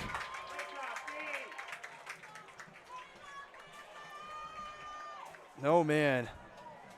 Great play call, but just could not quite get to the sticks. You know, I think, you know, we obviously have the great view, and we're not the ones with the pressure with calling the plays.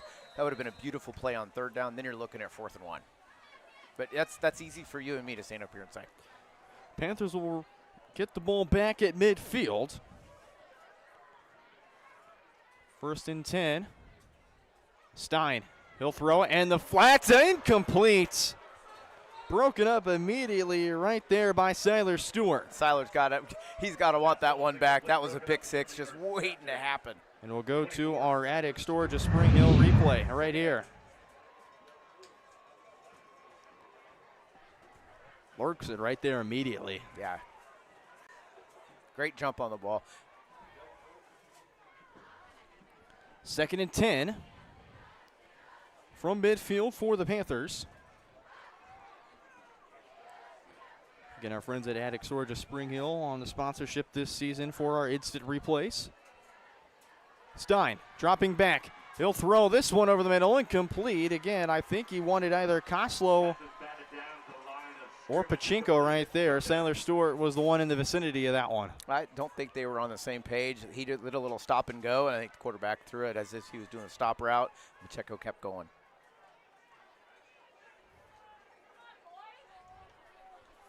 Third down and 10 again from midfield. Huge if the Broncos can force a 3 and out here. But again, it's in the hands of Jeff Smith, who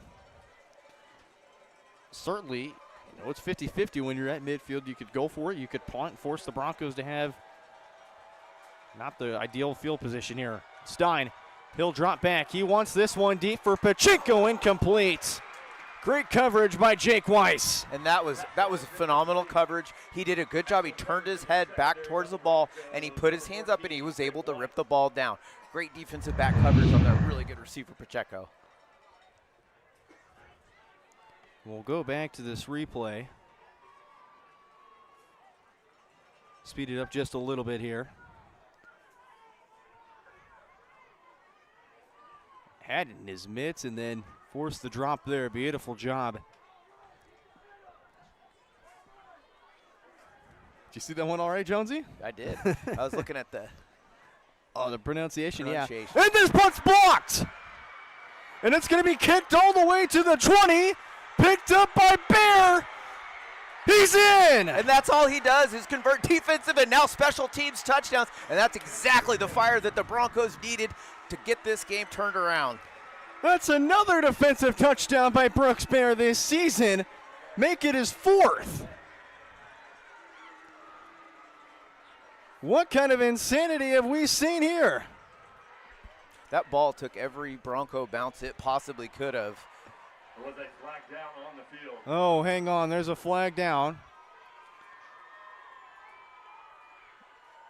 Question is it after the play?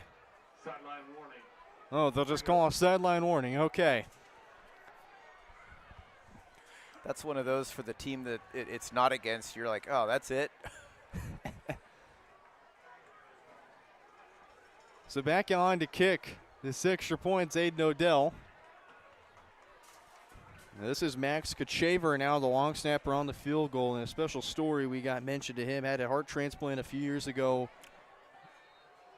Gets to play football alongside his awesome. older brother. So cool. How special of a story is this? PAT's good. Beautiful snap there from Max Kachaver, and the Broncos trail by just 7 thanks to a fumble recovery off a blocked punt. Brooks That's Bear just what we needed. once again. For 50 years, Elliot Group has been your local insurance partner. With 5 convenient locations, Elliot Group is big enough to offer the best carriers, but small enough to know your name and your insurance needs. Elliot Group is more than just insurance. They're a part of each community they serve, with a wide variety of insurance solutions to help your unique challenges. Elliot Group, where they're there for you today and for years to come. Visit them at any of their 5 locations or at ElliotInsuranceGroup.com.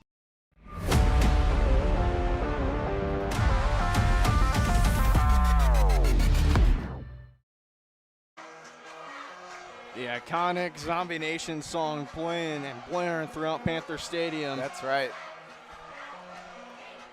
It's been an exciting first half so far. And Brooks Bear takes the blocked punt all the way to the end zone. And, you know, that's what the Broncos have lived on this whole year, on huge defensive and special teams plays. Bears scored a touchdown in 4 games now? 3 games? They scored 4 touchdowns. 4 total. touchdowns. For a defensive player is phenomenal. 2 off of fumble recoveries. An interception. And 2 interceptions at Piper. It's Odell to kick this one, and he's going to send this one all the way back to the end zone for a touchback. Kickoff sails into the end zone for a touchback. We talked about it from Coach Shannon having 2 deep at every position, really. Eckert almost had that one to the end zone. Aiden Odell will take this one all the way back to the end zone for a touchback. Panthers will start off at the 20-yard line. A lot of time left in the second quarter. 6:12 to play here in the first half.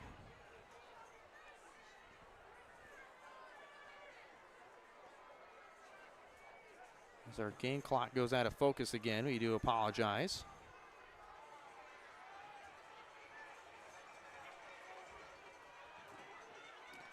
On first down, it's a carry that goes really nowhere. Maybe a loss of a yard there. Great job stringing Shea out. Bodie Shea on the tackle, and Pachenko says something to the judge. I think probably something to watch for there. Said something where? Say that again.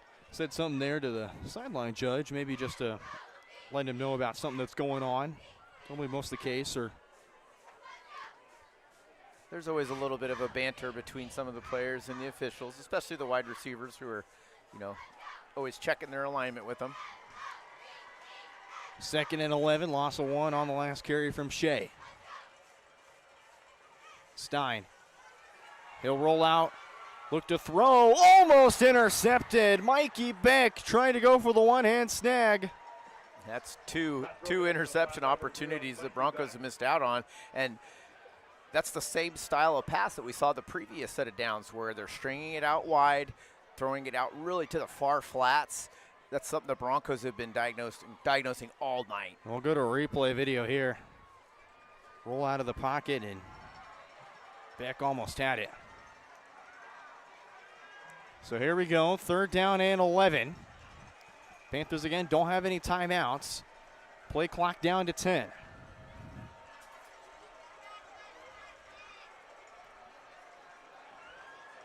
Down to 2. Got to get it off here. They don't. Delay of game. Because they are out of timeouts. They had to burn all 3. That's on the coaching staff of Paola. They've got to be able to get the play in quicker. So instead of 3rd down and 11, it's going to be 3rd down and 16 coming up. Marching them all the way back to their own 14-yard line. If we remember, on 3rd and 4th down, it's been Panthers getting a big chunk play. Going to need another one here. Got to find number 5 for the Broncos. 3rd and 16. Stein drops back under pressure. Intercepted! Carter Rainey! He'll take that one back, and we're tied. And why Paola threw it to the flats like that again, that's third time's a charm for the Bronco defense. They've been setting and baiting him for that all night, and finally they're able to convert the pick six. And it's the sophomore taking that one back to the end zone.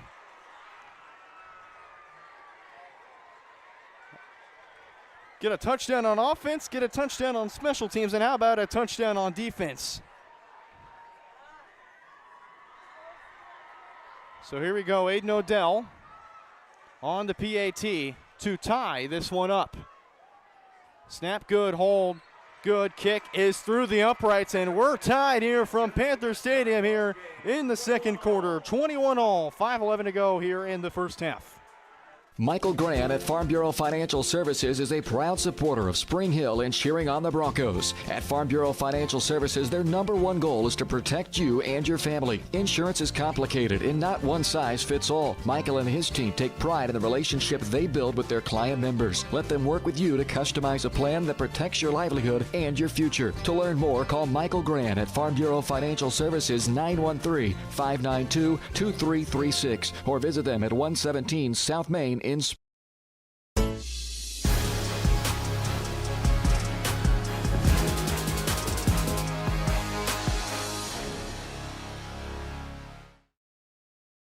Back here on Spring Hill Sports Live, and we have quite the game for you here in Paola, Kansas. All tied up at 21, 5:11 left to go, and then it was a pick six from Carter Rainey, the sophomore. Yeah, I think that's been waiting to happen, and that's where the chaos that the defense can create and special teams can create by causing the offense to make mistakes and just make huge plays that can just completely turn the tide of a game.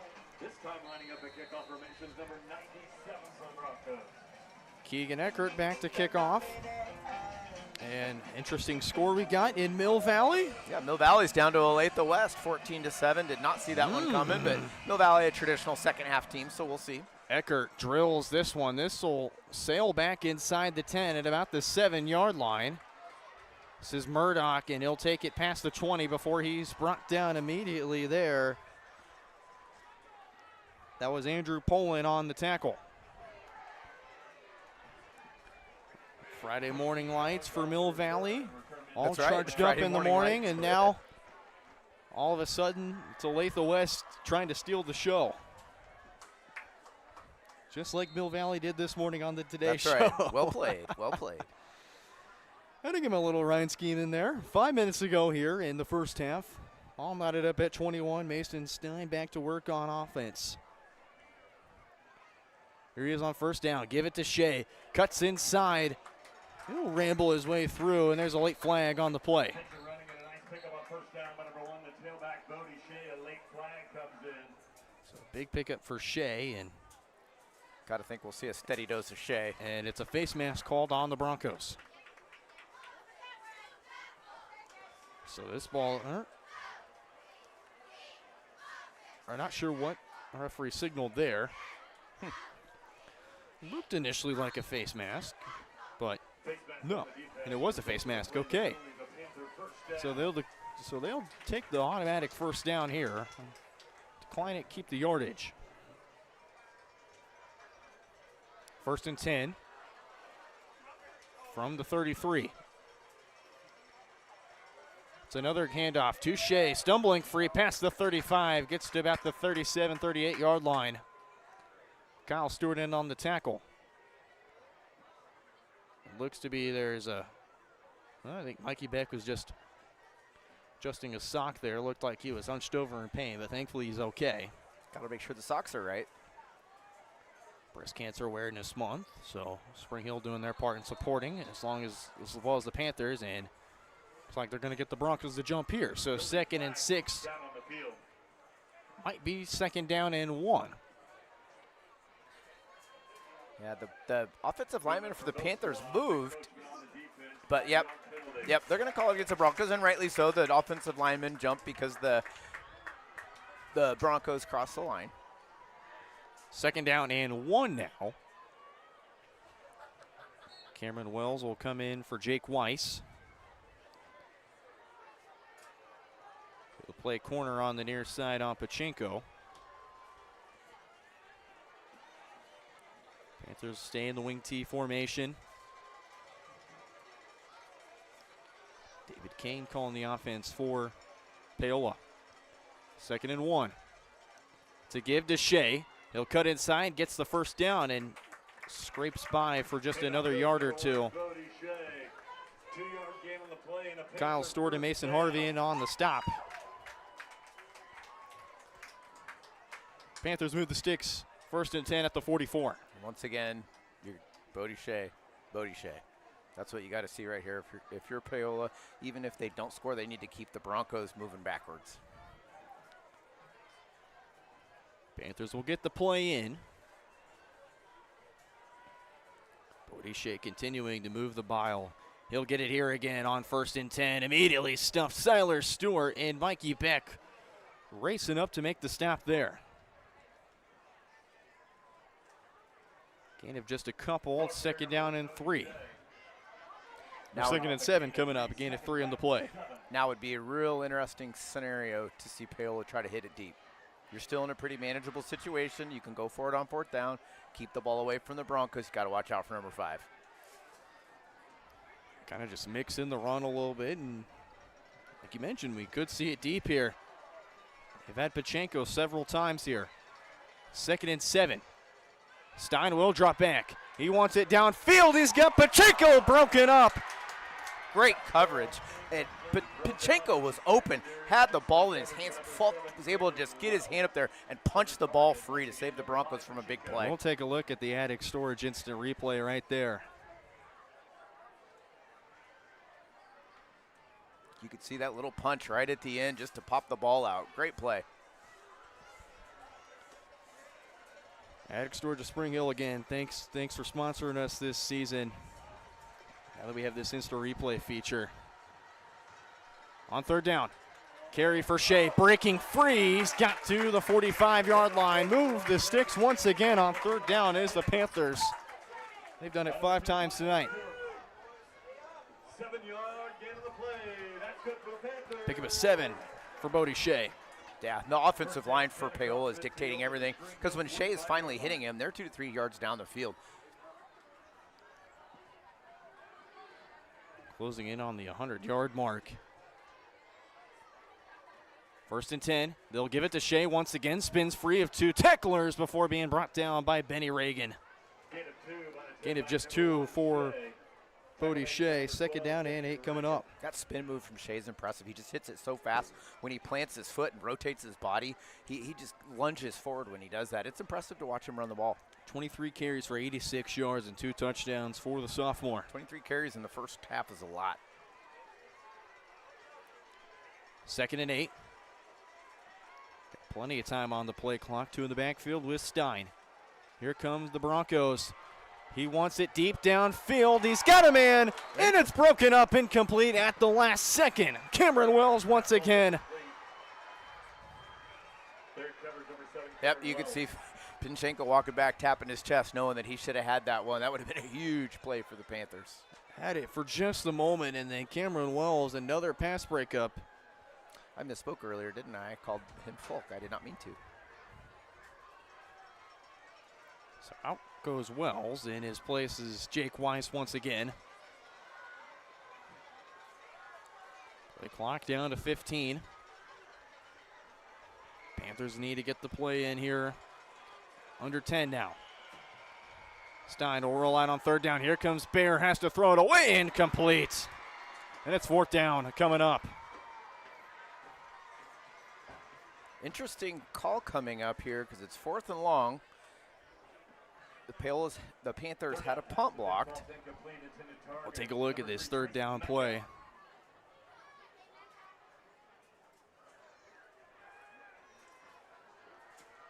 saw Bear just come in. He was flying at him, made the quarterback probably throw it a little bit quicker than he wanted to.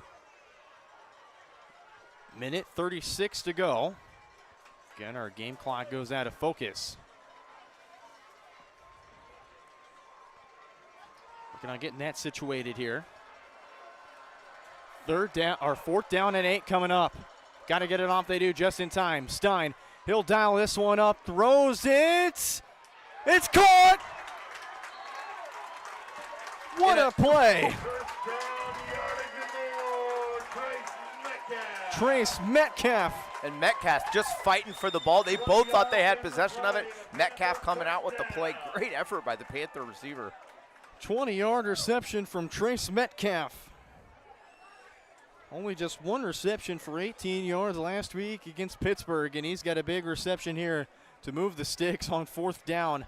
Incredible job by the Bronco defense to fight for it. On 1st and 10, Stein. He wants a man deep. Pachenko incomplete, greatly covered by Jake Weiss. Great coverage by the Broncos.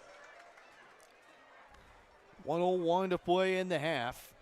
All knotted up at 21. Panthers knocking at the door of the red zone. Yeah, and they still have time to run the ball. They're not that far out. They don't have timeouts, so they have to be careful, but you can't completely abandon the run game in this situation. But they've done a good job of throwing the ball downfield instead of into the flats, which is something that hasn't worked. I was going to say, on that 4th down pickup, they almost ran out of clock. They did. They got down to 1, and they snapped it. 2nd and 10 from the 23. Stein throws it out, quick, popped up, incomplete. Just a little bit on that back shoulder. That would have been a really hard catch for the receiver. Pass ball incomplete from Stein. Trying to go to Murdoch, I believe, is the one out there. Intended target number 3, Trace Metcalf. It was Metcalf, excuse me. Metcalf, the intended target there. 3rd down and 10. Panthers have been able to live and die by converting 3rd downs. They've done it 6 times tonight. Yeah, they've done a great job of converting those long 3rd down plays.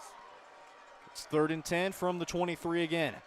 Stein drops back. He wants a man over the field. Almost intercepted, but incomplete. Jake Weiss had it in his hands. I have a feeling the Bronco defensive backs are going to have some catch this week. They're going to be in front of the machine. We'll take a look at this Attic Storage instant replay. Oh, man. Another pass breakup for Weiss. Him and Wells traded off, of course. They each have 2 pass breakups apiece. 4th down and 10. 52 seconds left, and the Panthers are going to roll the dice here. On 4th down, Stein will throw again. He's got his man one-on-one. Incomplete. Great coverage by Siler Stewart. And the interesting thing here, the Panthers threw so much on that series, that allowed the defensive backs for Spring Hill to get comfortable. They knew they really weren't going to do much run support, so they were able to settle back and they were able to keep the ball. They were able to keep their eyes up on the ball, which has made a big difference. And now with 46.7 seconds left, it's the Broncos who have all 3 timeouts and a chance to take the lead here. They get the ball back in the second half too, additionally. So it'll be interesting to see how Coach Bashar dials up here. If they're going to be aggressive or they're just going to be composed and, willing to just go on the ground simply. Miller pitches it out to Kachaver. Gets a nice block on the outside. Gets to about the 30-yard line, and Spring Hill's going to call a timeout. Timeout on the field. Spring Hill's first charge. All tied up at 21. Spring Hill uses their first timeout. They're looking to drive with 38.8 seconds to go here.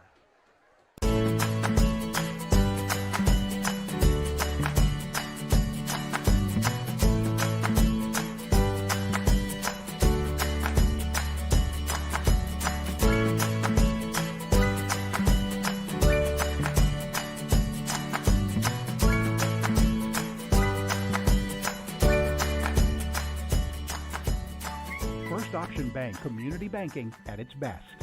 Member FDIC, equal housing.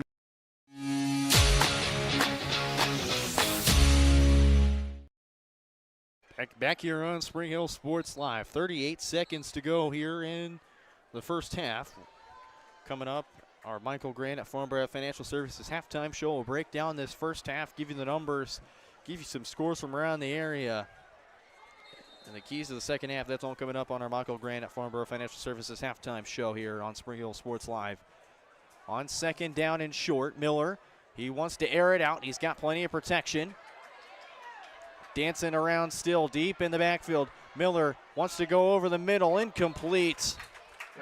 Had Kachaver wide open. I think he just tripped over himself in the open field. That's a tough situation. Miller really couldn't set his feet very well because he was running around. His linemen were trying to keep up with him. You could see them turning around, trying to block. But, you know, if they try too hard in that situation, they're just going to get called for holding anyway. So shoot up 12 seconds of clock there. 26 seconds to go. It's 3rd down and 4 yards to go at their own 29.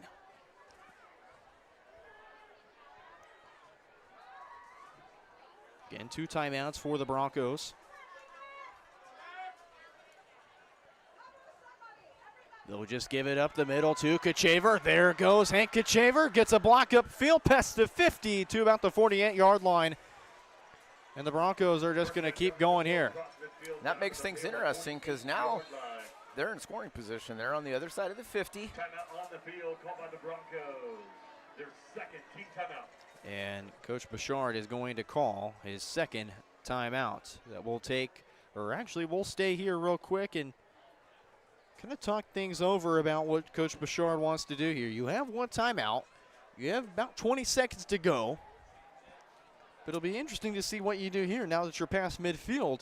Do you want to get a few yards, call your final timeout, and let Aiden Odell have his chance to take the lead?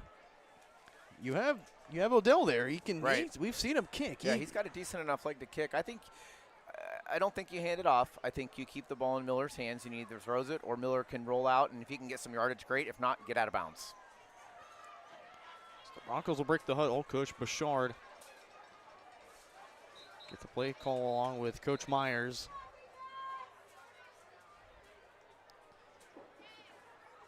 And they'll go empty.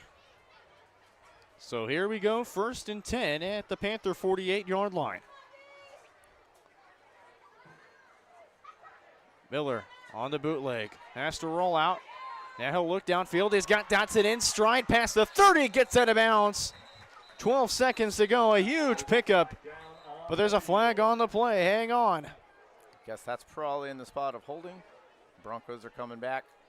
An eligible man downfield. Oh, is it? Okay.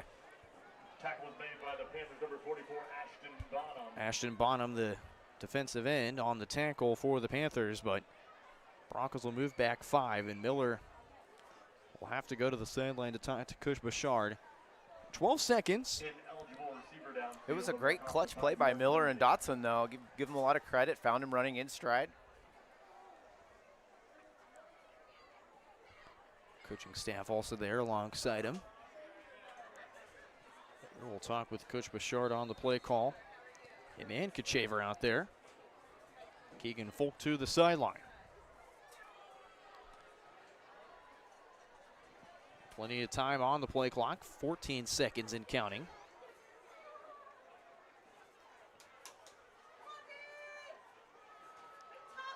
Here you go. On 2nd down, give it to Kachaver. Why not? He's going to break a few tackles past the 35 into about the 33-yard line. First down yardage on the run play. And I think they're going to spike it here. They will. And you got to be under center to do that. Oh, no. Right down on the field. So they managed to spike it, but just not on the right terms there. Oh, they called a false start. Okay. Did they? Okay. So instead of intentional grounding, it was a false start. So it's 1st and 15. You do have to be under center to clock the ball, correct? True. You can just barely be under shotgun. So with 1.5 seconds to go, Broncos use their final timeout. They'll keep it here as well. And now, Jonesy, what's got to be the call here with 1.5 seconds? I think you just try to air it out and see what happens. And what kind of design would you go for if you're the receivers as well on this one? I think, you know, the Panther D is going to be back, so they're going to have their safeties playing way back, kind of like an outfielder. I think you want to avoid the jump ball because that's just a very high, low reward play. But what you can do is you can get one of your receivers in space, and if you can get somebody in the middle of the field maybe one of your running backs, maybe like a Mason Dotson, and have him try to make a play with his legs and run into the end zone, that's probably going to be more effective than just hitting a bomb. So 1 second to go, although they do have Cameron Wells, he's gotten a jump ball or two. Panthers will have 5 defensive backs way back. They'll rush the traditional 4. They've got an extra backer if needed. On first down and 15. Miller under some pressure. He'll have to roll out of the pocket. Goes downfield to the end zone. Incomplete. Slipped out of a few hands. Great half. That was fun. We go to the half. All knotted up at 21-all. We'll take a quick commercial break here on Spring Hill Sports Live, and it's our Michael Grant at Farm Bureau Financial Services halftime show. Coming your way next on Spring Hill Sports Live. Michael Grant at Farm Bureau Financial Services is a proud supporter of Spring Hill and cheering on the Broncos. At Farm Bureau Financial Services, goal is to protect you and your family. Insurance is complicated and not one size fits all. Michael and his team take pride in the relationship they build with their client members. Let them work with you to customize a plan that protects your livelihood and your future. To learn more, call Michael Grant at Farm Bureau Financial Services 913-592-2336 or visit them at 117 South Main in Spring Hill. I've been doing real estate for 8 years now, and we've run across clients where they're interested in land, but then what do we do with it? Well, what do you want to do with it? There's a lot of pressure on the individuals now to make those decisions quickly. And I think with our experience, with our backgrounds, we know how to work with the cities and how to work with the contractors to make it a smoother process for the buyer. So if you're looking for real estate or land planning services, contact us today at epre.biz. For 50 years, Elliot Group has been your local insurance partner. With 5 convenient locations, Elliot Group is big enough to offer the best carriers, but small enough to know your name and your insurance needs. Elliot Group is more than just insurance. They're a part of each community they serve, with a wide variety of insurance solutions to help your unique challenges. Elliot Group, where they're there for you today and for years to come. Visit them at any of their 5 locations or at ElliottInsuranceGroup.com.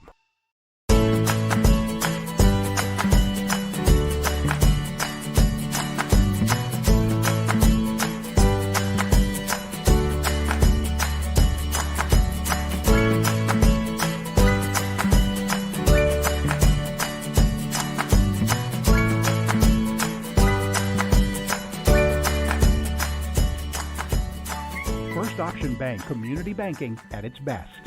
Member FDIC, Equal Housing Lender.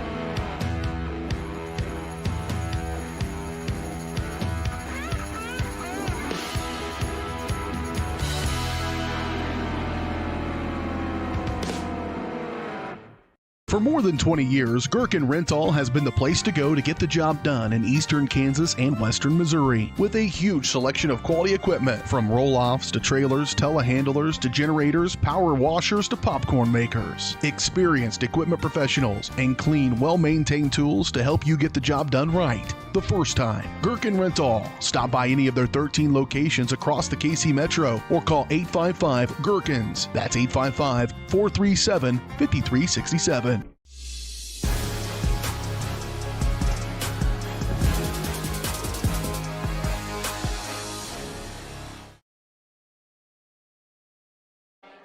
And welcome back to Spring Hill Sports Live. We're going to go over some halftime stats for you this evening. Great first half by both teams. Broncos tied up with Paola 21-21. Broncos aided by some special teams and defensive scores. They've rested their season so far on making that big play that can switch a game, and so far that's been the case tonight. So for Paola, quarterback Mason Stein, 20 pass attempts, 160 yards, 1 touchdown, 1 pick, 2 rush attempts for 0 yards. Story of the night so far for the Panthers has been Bodie Shea. Bodie Shea's had 23 rush attempts, 86 yards. For receiving, Pinchenko for the Panthers, he's had 4 receptions, 129 yards and a touchdown. Broncos were able to neutralize him a little bit in the second half.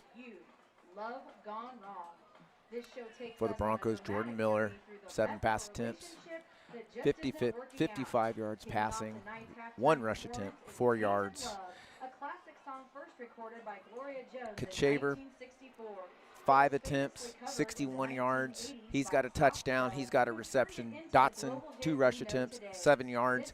That last play we saw to close out the end of the second quarter, called back on a penalty. Otherwise, that would have set the Broncos up in pretty good position to score. That's some of your major halftime stats for the Spring Hill Broncos and the Paola Panthers. You are watching Spring Hill Sports Live. Whether you're trying to make the most of the next harvest, navigating a changing business landscape, or planning for the next chapter in your life, the professionals at Prime Accounting Solutions are here to help. With 10 locations, Prime Accounting offers convenient, friendly accounting and tax services at a fair price. Payroll, bookkeeping, business planning, personal tax filing, and more. And now Prime is the place to go for insurance. Bronco fans can find us at 408 North Webster in Spring Hill or call 913-592-2050. To find a location near you, go to primeaccounting.net. The University of Kansas Health System is proud to be the official healthcare provider of the Kansas City Chiefs. Both organizations know excellence comes through their actions. It's about giving support and collaborating together. It's providing comfort and leadership to forge the path to success. The University of Kansas Health System cares for you in every moment, no matter how small. Learn more at kansashealthsystem.com. My experience at Strody Orthodontics was amazing. Like most people who had their first round of braces, I forgot to wear my retainer and so therefore had crooked teeth. I got engaged this year. I wanted straight teeth for my wedding, and so Dr. Strody was able to give me Invisalign, and now I have the straight smile that I've always wanted. We're gonna get such a welcoming experience here. The day of my wedding, I'm not going to be scared to take pictures. Now I can finally be confident with my smile on that big day. Michael Grant at Farm Bureau Financial Services is a proud supporter of Spring Hill and cheering on the Broncos. At Farm Bureau Financial Services, their #1 goal is to protect you and your family. Insurance is complicated and not one size fits all. Michael and his team take pride in the relationship they build with their client members. Let them work with you to customize a plan that protects your livelihood and your future. To learn more, call Michael Grant at Farm Bureau Financial Services 913-592-2336 or visit them at 117 South Main in Spring Hill. Are you looking for a trusted heating and air conditioning contractor? Look no further than Comfort Designs, Spring Hill's heating and air conditioning company. Comfort Designs Heating and Air has 100% NATE certified technicians who are friendly, knowledgeable, and ready to help. They'll care for your home and complete the job with speed and precision. Locally owned and operated right here in Spring Hill for more than 20 years. Comfort Designs Heating and Air Conditioning. See all they have to offer at comfortdesigns.net. Or schedule your appointment at 913-592-4453.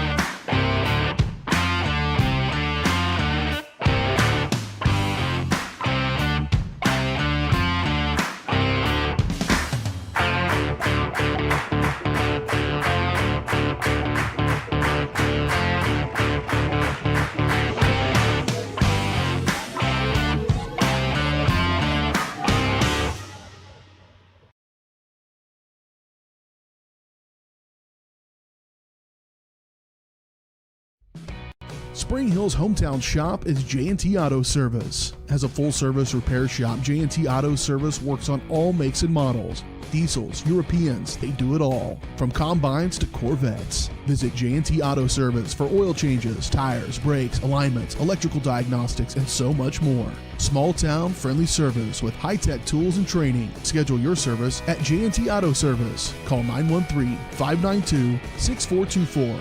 You can also visit jtautoinc.com.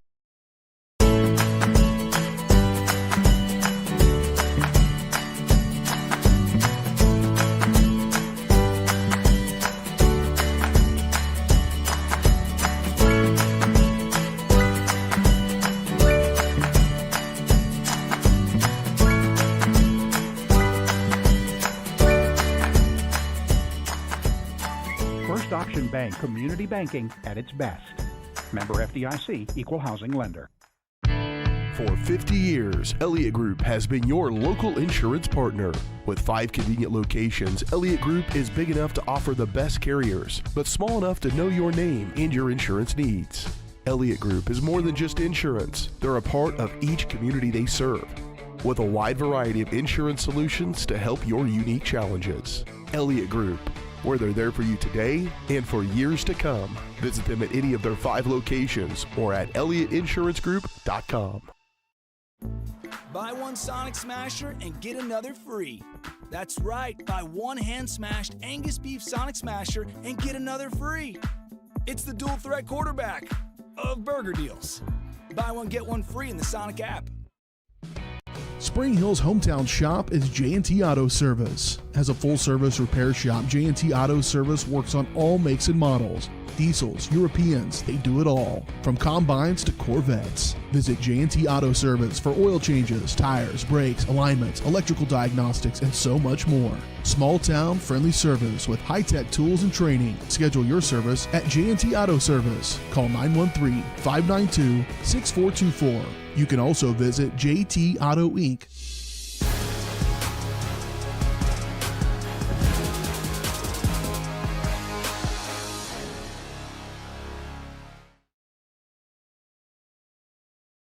Back here on our Michael Grant at Farnborough Financial Services halftime show here from Paola. Michael's goal is to help you plan for the unexpected to protect your future. Getting to know you and the things that are most important to you will help them customize the right plan for your needs. To learn more, visit them at 117 South Main Street in Paola.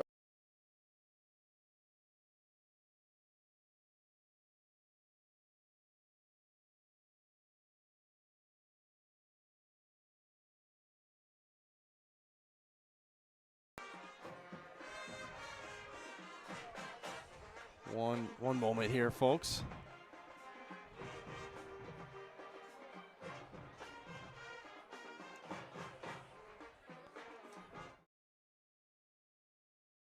Looks like our camera cut out. I've been doing real estate. All right. We've got our tech issues out of the way. We'll real quickly go to the scores from around the area, presented by our friends at Elliot Insurance Group. And Jonesy, what do you got? Well, the most notable one right now is Elliot West 17-7 over Mill Valley. That's kind of a surprise. Maybe not to Caden. Right now, Leavenworth up 21-7 over DeSoto. Lewisburg's up big over Wichita West 28-0. Elliot Northwest up 26-0 over Shawnee Mission West. St. Thomas Aquinas 22, Rockhurst 21. Pretty good battle going on at St. Thomas Aquinas Stadium. Those are the biggest ones that I've seen up to this point.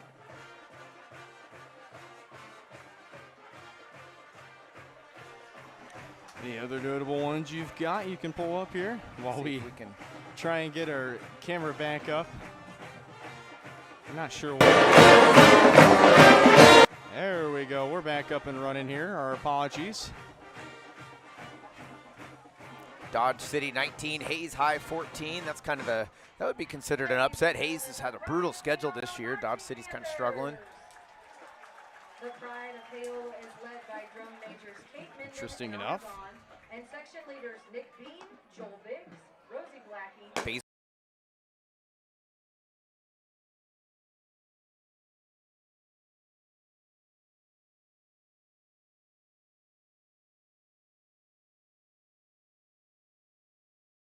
Goodness, we got a bunch of fireworks going. First Option Bank check presentation. And First Option Bank will present a check to the Paola High School, or the Paola School District as well. So doing their part in getting their credit card program around all the area high schools. Good. That's just an awesome program for the local schools. It's really neat that they do that. They do the same thing in Spring Hill. The First Option does. The branch located in Spring Hill. It's really neat. We'll take one more quick break, and when we come back, we'll give you the second half here on Spring Hill Sports Live. I've been doing real estate for 8 years now, and we've run across clients where they're interested in land, but then what do we do with it? Well, what do you want to do with it? There's a lot of pressure on individuals now to make those decisions quickly. And I think with our experience, with our backgrounds, we know how to work with the cities and how to work with the contractors to make it a smoother process for the buyer. So if you're looking for real estate or land planning services, contact us today at epre.biz. At Fort Scott Community College, we understand that a scary part of figuring out your future isn't only answering the question, what should I do, but where do I belong? Maybe you belong here, studying animal science or learning about farm and ranch management.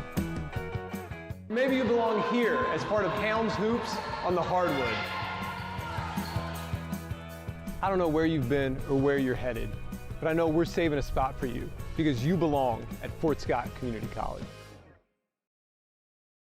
My name is Dr. Claire Strody. I'm the owner and orthodontist here at Strody Orthodontics. You may run into me out at the soccer fields or out on the baseball diamonds. The things that I love most about orthodontics are when patients tell me how much they enjoy their smile and how much more confidence they have after having their treatment. We love serving the families and people here in South Johnson County and also surrounding areas. And I look forward to serving you and your family.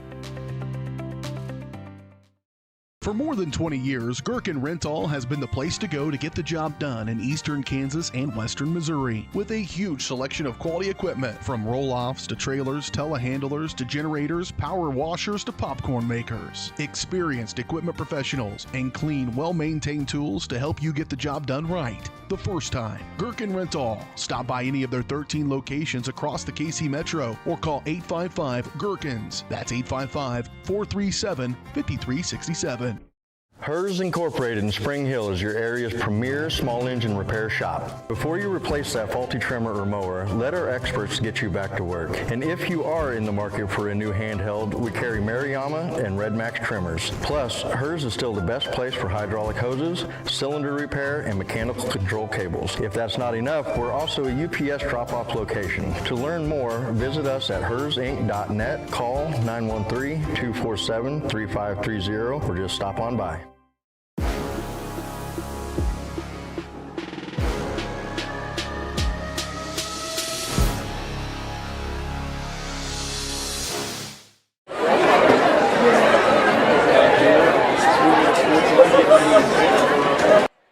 Oh, excuse us there. Back here on Spring Hill Sports Live and our Malco Grand at Farm Bureau Financial Services halftime show. And again, we'd like to thank Attic Storage of Spring Hill for being our instant replay sponsors this season. Attic offers climate-controlled units, RV, and vehicle storage, plus clean, move-in, ready spaces. As a veteran-owned, community-focused business, Attic features monitored 24/7 with friendly on-site managers. Rent, reserve, and pay online anytime at attic-storage.com. Broncos will get the ball to start the second half, and back to our Spring Hill Chamber of Commerce keys to the game. And Jonesy, what's going to be the key for the Broncos in the second half? Well, the Broncos need to establish a running game. They've got to keep their defense fresh and off the field, and they've got to cut some clock of their own. Passing game's been somewhat effective, but we've really got to find some ground and pound offense and then be able to pop one over the top. And defensively, we've got to be able to win the line of scrimmage. Right now, the offensive line for Paola is keeping their quarterback just clean enough so he can get off those throws. We've got to be able to get through and get some pressure and stop that O-line. Here in quarter number 3, Tate Trashel to kick things off. Wells is the one back deep, but maybe somebody else doing the duties.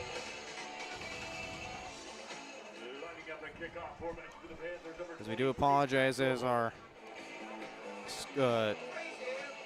clock is, there it is, back up and running. Had a bit of some issues there, so our apologies there, but we're back up and on the air here. Trashel squibs this one away, and we're back underway, and almost what could have been a muffed kickoff. Instead, it's swiftly recovered by number 34, Peyton Stanley. And the Broncos were ready for it. They just tried to return it, which is actually not a bad idea. I think had he been able to cleanly get the ball, probably would have been a pretty big return for the Broncos. But so up back out is Jordan Miller. And for Miller, 55 yards through the air. Sorry, 2 of 7 for 55 yards through the air. It's been their ground game so far for the Broncos that's kept them in this one. 61 yards on the ground for Kachaver. They'll go to some trickery here. This is Mason Dodson. Has quite the bit of room. Stumbles past the 30. How about that big play? Going to the bag of tricks is offensive coordinator Curtis Myers. I like the little pitch play. It was quick, it was efficient, and they got him upfield quickly. That's exactly what we need to see. We saw one last week where they let Keegan Folk air it out. Right. Had to go, it was him and Colthorpe having to go 50-50 for it. Fortunately, that was Colthorpe's last game of the season. And again, we mentioned that to be a new look Broncos is they don't have Colthorpe, they don't have Peyton McAvoy, they have Riley McAvoy, and also Brooks Bear also in at tight end as well on the depth chart. Try to go to the jet sweep, but it is blown dead immediately.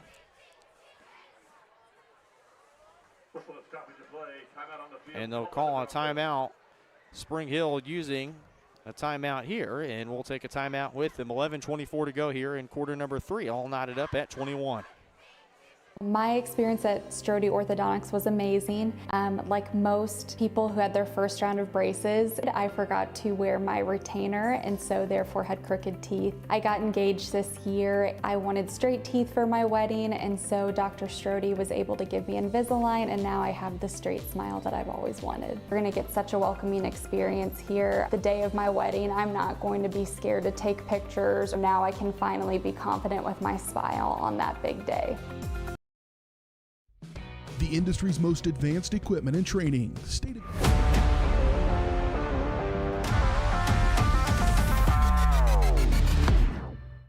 Back here on Spring Hill Sports Live, Broncos use a timeout. On 1st and 10, it's Dodson with the carry. He'll get to about the 20-yard line.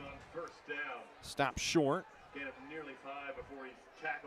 Again, great first down play for the Broncos, getting positive yardage, quick hitters going north and south. Maximus Jones in on the tackle for. Love it, love the name. The Panthers was a second-team All-Frontier League linebacker last season as a junior. 5'11", 180-pound now senior. Looking to make a huge impact on the Panthers defense. 2nd and 5 from the 21. They'll go jet sweep to Cameron Wells. Gets a block on the edge before he's tripped up inside the 15. Broncos will move the sticks on 1st down. That was the play we were looking at right before the timeout by the Broncos. We'll take a look at the attic storage of Spring Hill instant replay. Got enough room. Just got tripped up by a Panther, extending his arm out, making the tackle. He's got to be careful with that. He should, when he's running to the left like that, he needs to hold the ball in his outside arm. Much less risk of a fumble. 1st and 10 at the 14. Miller will keep it himself. Cuts inside, gets to the 5 before he's tackled at about the 4-yard line. Didn't see much of that in the first half, the Jordan Miller run game. I think that's important for this half to have him use his legs quite a bit.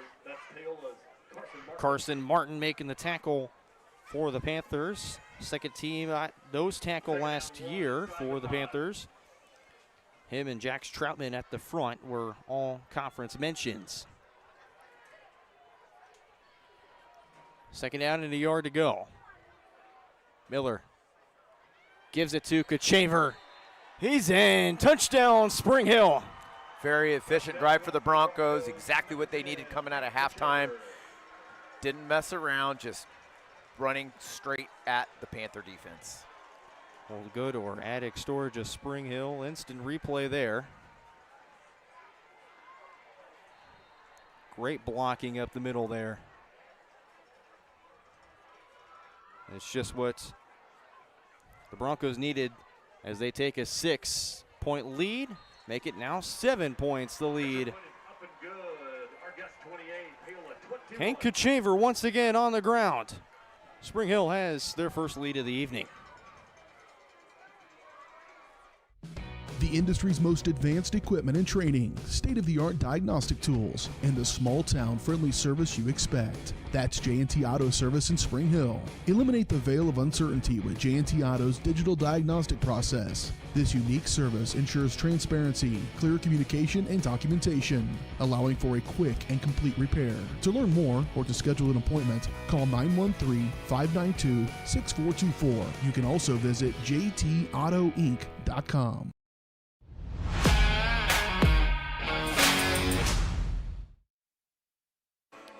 A big drive for the Panthers ends in a Hank Kachaver rushing touchdown, his second of the evening, as the Broncos take their first lead of the evening. Big 28-21 lead for Spring Hill. Good start for the Bronco offense. Let's see what changes, adjustments, maybe the better word, that the Bronco defense has made while they were in the locker room. Back to kickoff is Aiden Odell.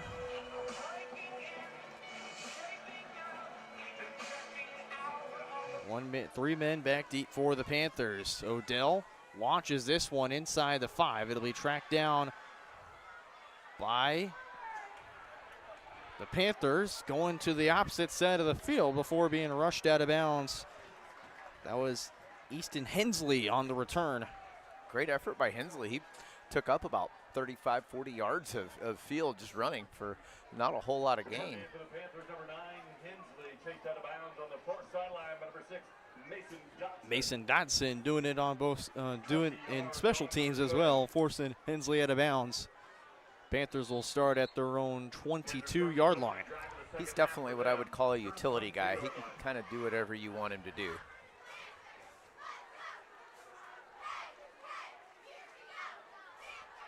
First down and 10 for the Panthers. Pitch it out to Bodie Shea.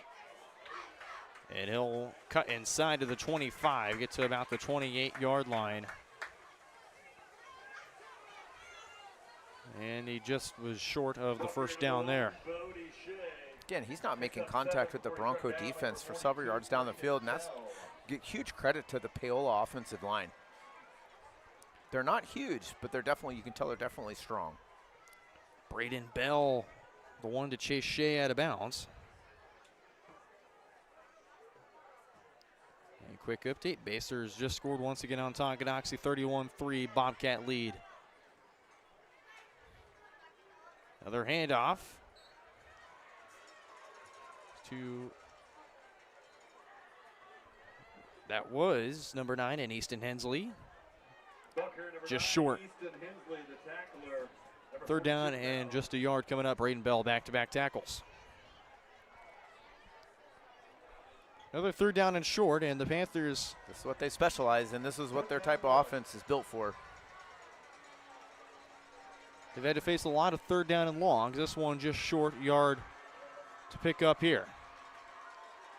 Only one out wide. It's Pachinko. They've hit him a few times on third down. Give it to Bodie Shea. He'll pick up the first down, breaking a few tackles, and he'll have more than just a first down. Benny Reagan in on the stop. Big time first down for Bodie Shea. And looks like we have an injured Panther.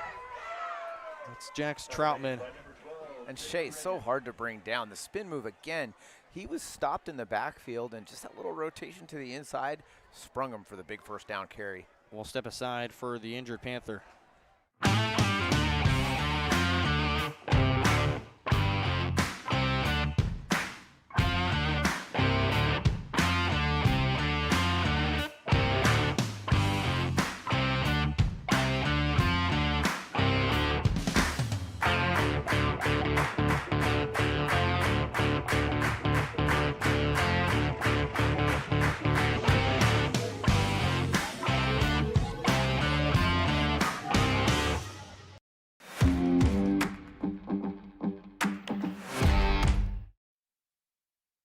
Jax Troutman able to go to the sideline. We do hope he is okay.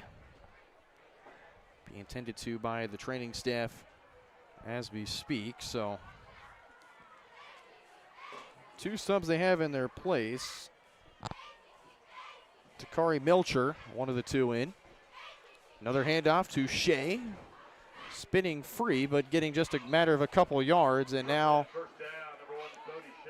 Bodie Shea is slow to get up. He took a pretty good hit. He reached up and grabbed it. I don't know if it's his head so much, but the officials looking at him. They're kind of checking him right now to see if he got his bell rung, and they're going to take him off to the side. They're gonna say you got to go off. He took a pretty good stick. You could see him again with that spin move, and one of the Broncos came in from the opposite side, and he took a pretty hard hit.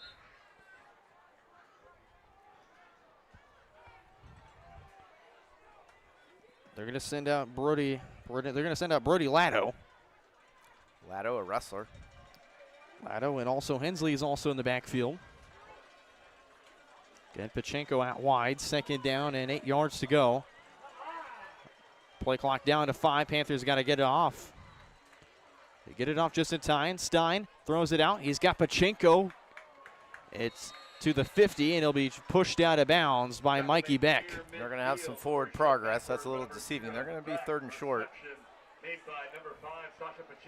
Pachenko picked up 6 on that one. 3rd down and 2 coming up. Mark it just a yard shy of midfield at the 49. Shea back in. Nice to see Shea back in. It's just a standard protocol of if the referee suspects something, you got to go off for a play, then you can come back in unless cleared otherwise. Here we go, 3rd down and 2. Broncos will simulate pressure. They'll hand it off up the middle for Hensley immediately. Wrapped up. Big tackle right there. Assume Andrew 4-down Pullen. territory, so went away from Shea that time. Got to look for Shea right here, but now they got a little bit more room they need to cover. Andrew pulling in on the stop. Several Broncos in the mix, but Andrew pulling the one to initially get the final tackle in there. Lose a yard on that one, so it'll be 4th down and 3 yards to go. Watch for number 5. Pinchenko, see where he is, far side. It's a pitch out to Shea. Spinning his way. Broncos going to stop him. The Bronco defense completely sold out. They read the play. They were able to corral Shea. Shea's been doing a great job all game of being able to escape those tackles. But when you have 4, 5, 6 Broncos all converging on you, it's tough to get away. Good defensive stand by the Broncos. Brooks Bear, one of the many on the stop there. And the Broncos will get the ball right back on offense. And they've got it right at the Panther 49-yard line.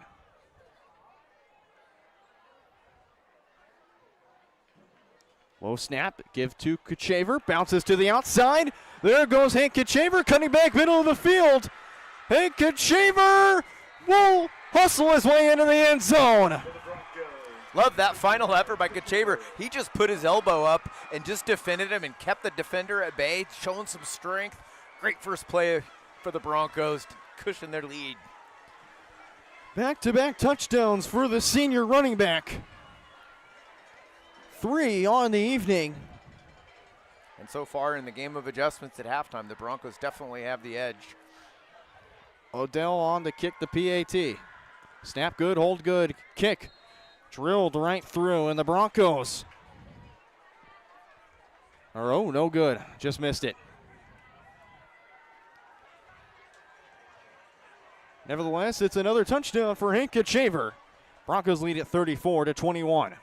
Both my older sons have come through Strody Orthodontics. It's reasonable, it's been easy to make appointments and to follow through. Adam has finished the process and they've been fabulous for following up and making sure his retainers fit correctly. My younger son, Lucas, just started at 13. I would highly recommend Strody for anyone considering it. Starting the braces process, they'll tell you what's going on and make it easy, not scary, well-informed. It's nothing you can't handle.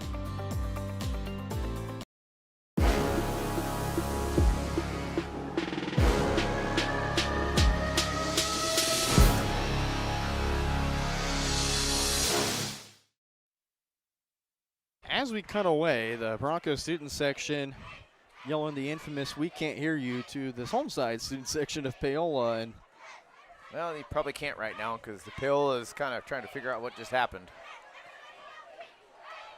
Another rushing touchdown for Hank Kachaver. Now over 100 yards on the ground, 114 to be exact. His third touchdown on the evening. He's got all 3 offensive scores tonight. Brooks Bear has one and Carter Rainey has one. Keegan Eckert on to kick this one off, and this one will travel well into the end zone for a touchback. And how about Keegan Eckert there on that kickoff? Great kickoff. That's what you need. That's a great weapon when you have a kicker that consistently put it in the end zone for the touchback. 2 of them that can put it into the back of the end zone. Fair, yeah. Fair. So back out comes Stein in the Panther offense, and what's going on there? You know, what they did this first series where they came out is exactly what they were trying to do in the first half. The Broncos made good adjustments. They were able to keep – Shea was getting some yards, but they were able to keep the big play from happening. Cedric Thomas at the left end. Steen will drop back on first down, batted at the line, but caught by Pachinko. Little catches like that are, 8 to 10 yards, they're okay. As long as you keep the receiver in front of you and don't allow the big play. The big play is what killed the Broncos in the first half. Jake Weiss on the tackle. Pick up a 9 for Pachinko. 2nd down and 1 coming up. The Panthers will look to get this play call in from Coach David Kane. Also a member of the Panthers baseball coaching staff as well. A lot of these kids, 3-sport athletes. Here's one here. Koslow on the jet sweep. Gets stopped, but not before he picks up a first down. And the Panthers convert on 2nd down there. 3 yards on the jet sweep there. It's actually pretty well played by the Bronco defense, but when you only need to go 1.5 yards to get the first down, jet sweep stringing it out like that. Gotten Koslow the ball just a couple of times tonight, and right there using him to pick up that big first down. Panthers have it at their own 32, Yao. Play clock down to 10. Stein, he'll drop back and fire over the middle, incomplete. Pachinko is rocked over the middle. Big breakup, Siler Stewart and Mikey Beck in on the stop. We'll go to our Addicts Origins and replay. See the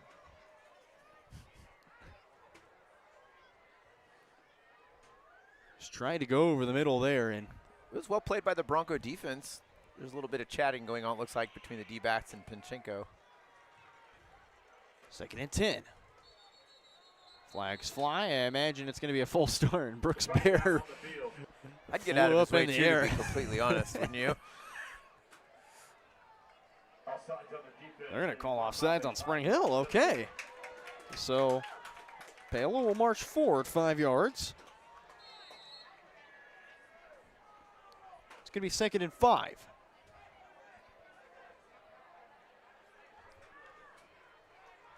Ball moved up to the 37. Stein will drop back and throw. Bear's going to hit him. It's intercepted. Jake Weiss. And those plays, they've been coming. 2 interceptions tonight, but they've probably dropped 4 others. And that was just underthrown. The pressure got to him. Threw the ball up. Easy interception. We'll take a look at the replay here. Yeah, watch Bear come right through there.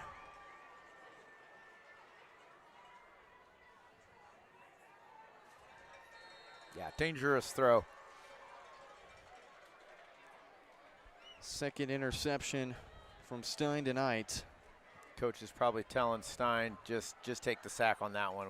When you got a guy like that in your face running down at you, just take it. Live to see the next down. Play clock down to 5 for Spring Hill out of the huddle.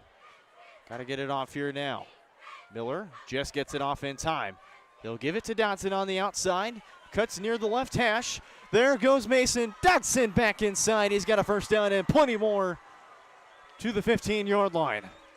Little misdirection, little counterplay to Dodson going to the left side. I like how the Broncos are keeping it on the ground, just establishing their offensive line. Misdirection and a great block up front there. First down yardage on the play for number 6. That was Clayton Meek right there. How about that block? Just setting the edge and letting Dotson bounce outside. Gotta love it. And I know BJ Harris, who's in Girard tonight, would want me to talk about the offensive line just a little bit more, and myself being a former offensive lineman, I got to show love there too. Great block from Meek. 1st and 10. It's a keeper. Now a pitch to Kachaver. Gets plenty of blocks, tripping his way forward to about the 11-yard line. Pick up about 5 on that one. 2nd and 5 coming up. You know, for all the spins that you see from Shea and the power and the strength, from Kachaver you see like the slashing. You see him stretching it out, and then all of a sudden he's sideways diving forward for 2 to 3, 4 yards. Landon Murdoch on the stop. 2nd and 5 from the 11 coming up. QB1 will go to the huddle and break it loose.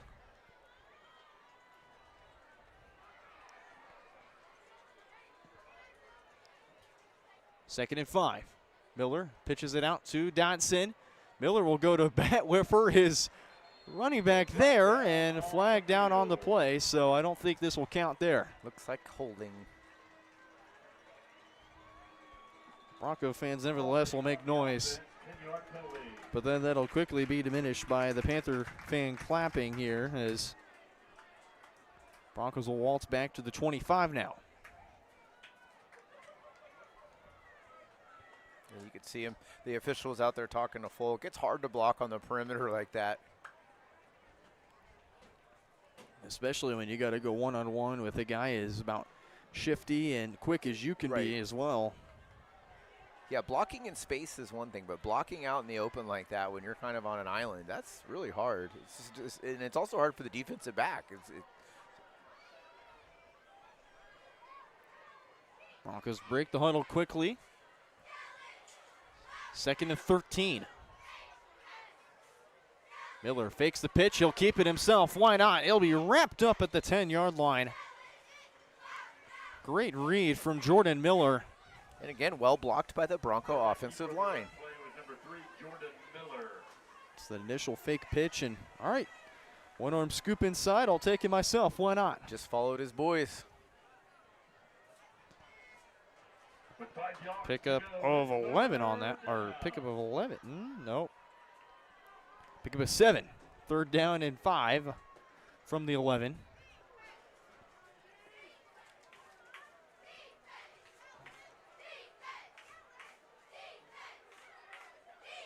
Miller, he'll drop back. He's got Bodie Shea coming, gets away from him. Miller will look to the corner. He's got Kachaver trying to barrel his way in. I think he's just short. Just to the 1-yard line. Clutch play by Jordan Miller, and you could see him and Bodie Shea giving a high five.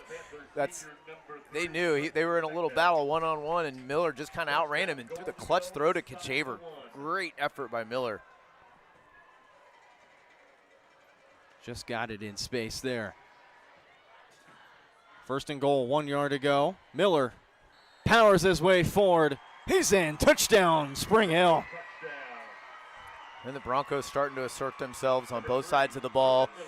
Goes back to both lines. They're starting to dictate the tempo of this game. Games start and they finish. They found out in Eudora, the winner of the game is usually whose offensive and defensive line is going to be able to dominate.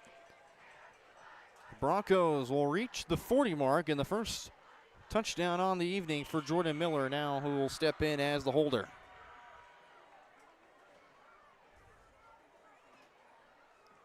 Snap good. It's a fake! Completed! Oh my goodness!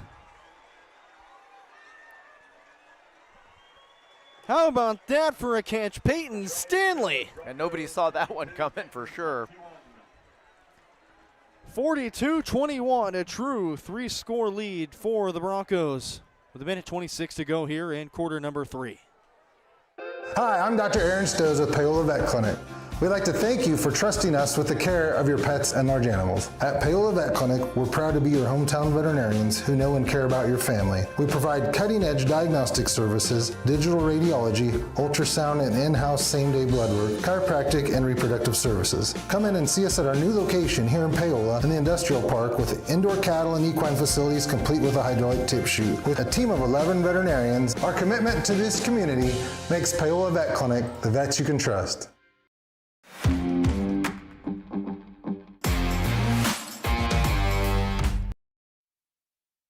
A QB sneak followed by a 2-point conversion to Peyton Stanley. Jordan Miller doing it all, putting the Broncos up 3 scores. The adjustments the Broncos made were very good at half. They're keeping it simple on offense, and we'll see what they come out and do on defense, but you got to think they're going to focus on stopping Shea. Minute 26 to go here in this third quarter of play. This is Aiden Odell. He'll send this one all the way back inside the 5. Panthers will take it in. This is Pachenko past the 15, stumbling his way to the 20, and he'll be met by a few tacklers. Mason Dotson on the tackle. Well, at the point where the Panthers are right now, they're going to have to throw the ball. They're going to have to get Pachenko involved in the game. So we'll see what will happen here is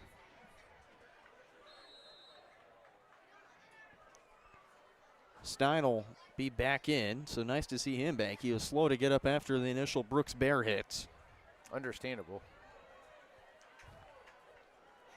Definitely feeling a bit of frustration after throwing interception number 2, but just hard when you have a defender just going right at you, having to throw it under while you're being hit. On first down, fake the jet sweep, go to Shea, immediately wrapped up. Brooks Bear, Caden McKenna also in there. Brooks Bear is just everywhere right now. Not only as a junior, you're going to be excited to see what he can do next year as a senior. Sure. I mean, this kid has Division I potential written all over him. You know, I think he's probably Division I role player, probably Division II stud. Picked up one from Arkansas Tech. North Alabama. North Alabama, his first Division I offer. The Bully Boys of Arkansas Tech. He's got a lot of ties there. Second to 13, Stein throws it. He's got Pachenko, but just incomplete. And Stein's down on the turf again. He's getting harassed this half. Broncos again just trying to disrupt the life of Stein, and they got the hole last week. Well, they've done a good job. They're starting to see things. They're seeing where they can get through and where they can disrupt. Again, credit to the coaches at halftime. Third and 13, 27 seconds to go. Stein will drop back, but not before whistles will blow this thing dead. And they're going to call encroachment on the Broncos. Third down and 8 coming up now instead of third and 13. You got to be a little more disciplined. I know you have an aggressive front, but you got to be a little bit better than that. When they're gonna, you can't time the snap if they're going on a different snap count. So here we go, third down and 8. And I think the Panthers will just wind this thing down all the way to quarter number 4. It's been all Broncos here in the third quarter. They take the Panthers up by 3 scores into quarter number 4. You're watching Bronco football on Spring Hill Sports Live, presented by Strody Orthodontics. I've been doing real estate for 8 years now, and we've run across clients where they're interested in land, but then what do we do with it? Well, what do you want to do with it? There's a lot of pressure on individuals now to make those decisions quickly. And I think with our experience, with our backgrounds, we know how to work with the cities and how to work with the contractors to make it a smoother process for the buyer. So if you're looking for real estate or land planning services, contact us today at epre.biz. Hi, I'm Dr. Aaron Stoes with Paola Vet Clinic. We'd like to thank you for trusting us with the care of your pets and large animals. At Paola Vet Clinic, we're proud to be your hometown veterinarians who know and care about your family. We provide cutting-edge diagnostic services, digital radiology, ultrasound, and in-house same-day blood work, chiropractic, and reproductive services. Come in and see us at our new location here in Paola in the Industrial Park with indoor cattle and equine facilities complete with a hydraulic tip chute. With a team of 11 veterinarians, our commitment to this community makes Paola Vet Clinic the vets you can trust. Back here for quarter number 4 here on Spring Hill Sports Live. I'm Brendan Bowen. Matt Jones next to me here on color. Caden Carbajo, Spring Hill's finest, running the camera. Third down, Stein over the middle. It's intercepted. Kyle Stewart's tripped up at the 25. Very dangerous throw. Threw it right into traffic in the middle, and the Broncos were waiting for it. It's like the law of averages eventually wins out in most situations, and all those dropped interceptions in the first half are kind of coming back around for the Broncos. Interception number 3 for the Spring Hill defense, and they'll take over 5 yards from the red zone here at the 25-yard line. And this defense has stepped it up here.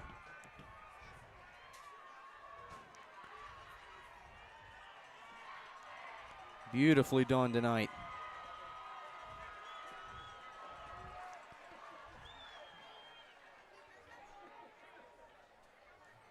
So Jordan Miller will look to get the play call in. Here's 1st and 10. Miller, quick throw to the outside, and he's got his man in Eli Hedrick. First time we've seen him in a few games. Picks up a great reception there. Nice quick little throw. 2nd and 2 for the Broncos. Miller running in with the play. 2nd and 2, of course, like Jonesy mentioned. Inside the red zone at the 18-yard line, 17, excuse me. Kachaver to the right. Throw it out in the flats for Folk. Folk will take this past the 15, breaks off a tackle. He'll be out of bounds. They're going to say he stepped out at the 4-yard line. Tried to walk the tightrope all the way into the end zone, just barely stepped out of bounds. Good effort by Folk. Number 4, Keegan Folk steps out of bounds. Shoved out actually by number 3, Tracy Metcalf.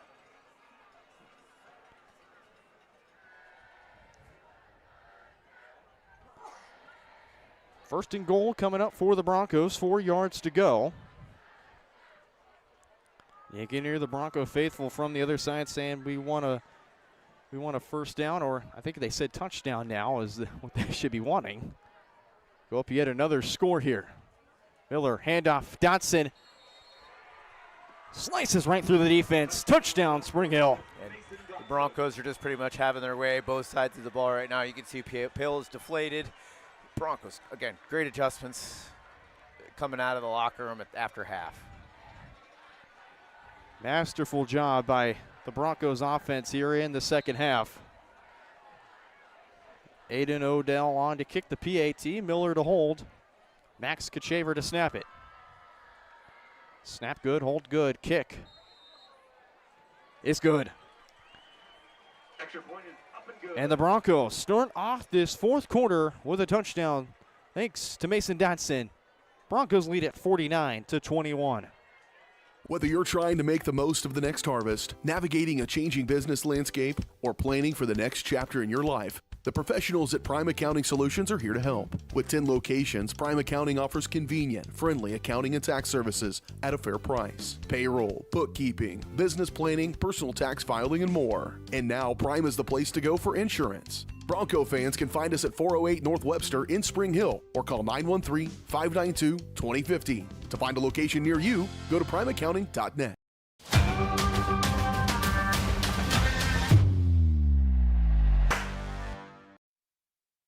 Back here, fourth quarter of action from Panther Stadium in lovely Paola, Kansas. Full circle moment for myself.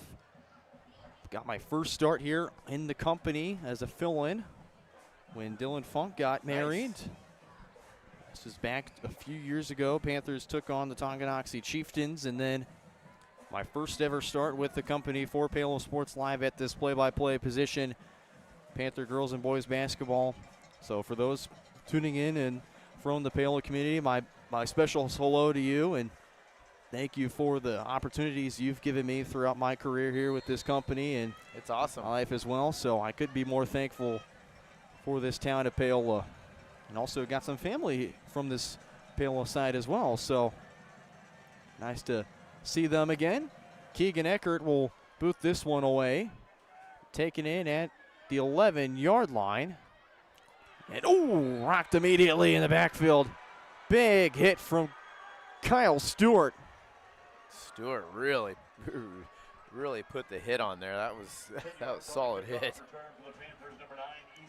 You know, something we were talking about in the break, we counted up the starters for Paola that play both sides of the ball, and we came up with about seven or eight different kids. The Broncos have none. Occasionally you'll see somebody pop in here and there, but for the most part they platoon. So that means the offense plays offense, the defense plays defense. So you have 11 fresh guys coming in every time of change of possession. The Panthers are playing both sides. That makes a huge advantage over the course of a game. And when you go from 4A to 5A, that shrinks about half, maybe 3/4 the size of who you have going both ways. First down carry for Shea, breaks off another tackler. Ripped down in the backfield. It's Andrew Pullen. Pulling on the jersey.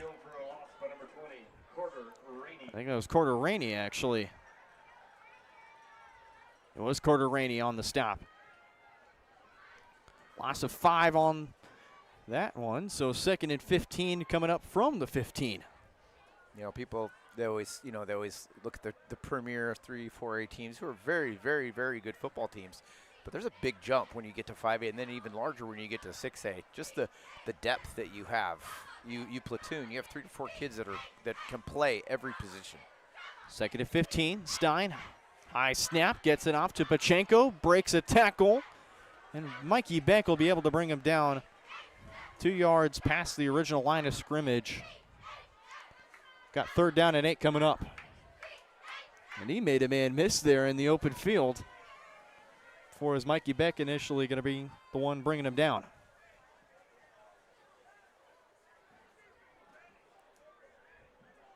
Third down and 7 from the 23-yard line.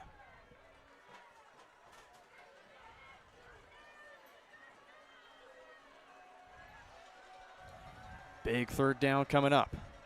Stein wants to throw, incomplete. Trying to go to Trace Metcalf. Just had a lot of pressure there.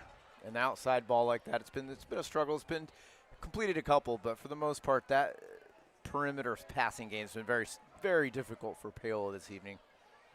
And on 4th down, they will punt. And I believe, well, they'll send out somebody else to punt. This is Eli McMillan, the 5'8", 165-pound junior, back deep to punt. And McMillan gets it off this time.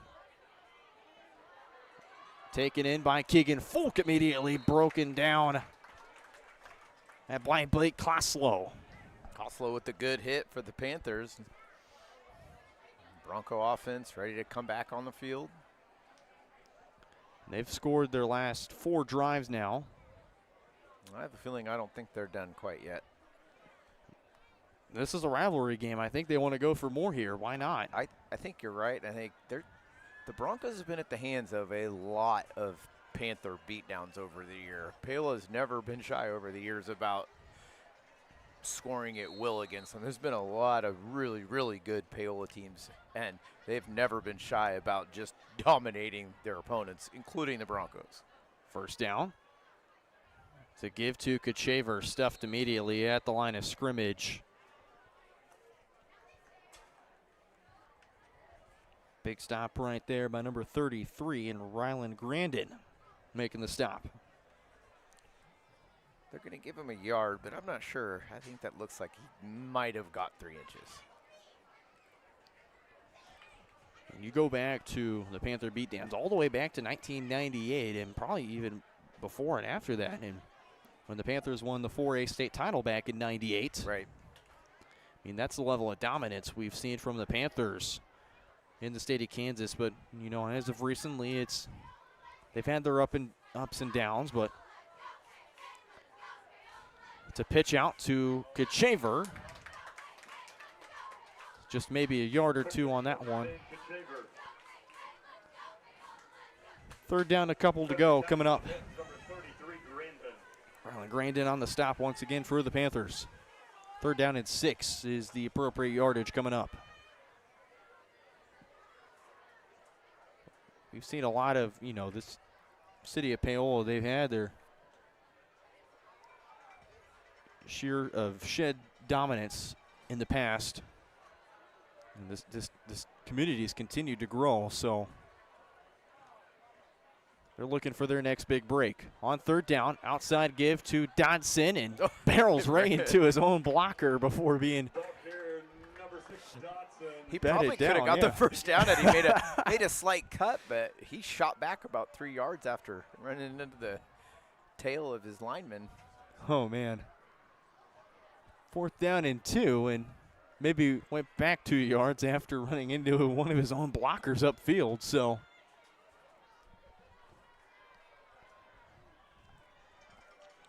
We're 1 score away from running clock.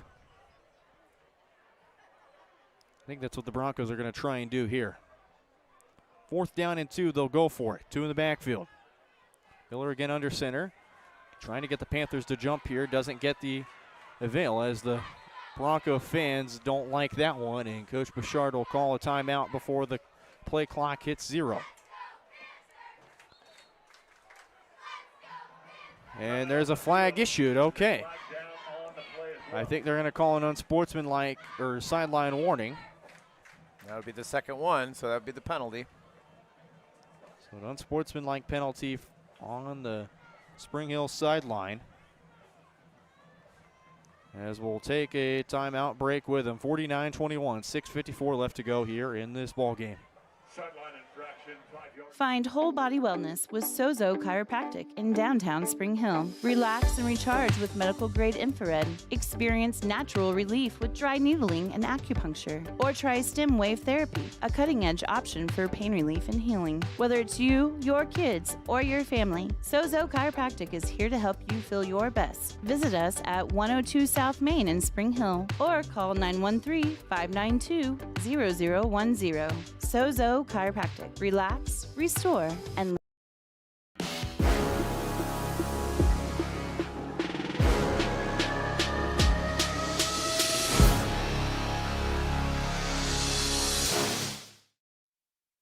Back here on Spring Hill Sports Live. It's now 4th and 7. A sideline infraction issued on the Broncos sideline. So Broncos will have to back up 5 yards. 4th and 7. Miller will throw, and it's incomplete. Great coverage there from Blake Koslow, breaking up the pass to Riley McAvoy. So turnover on downs. Panthers offense gets the ball back.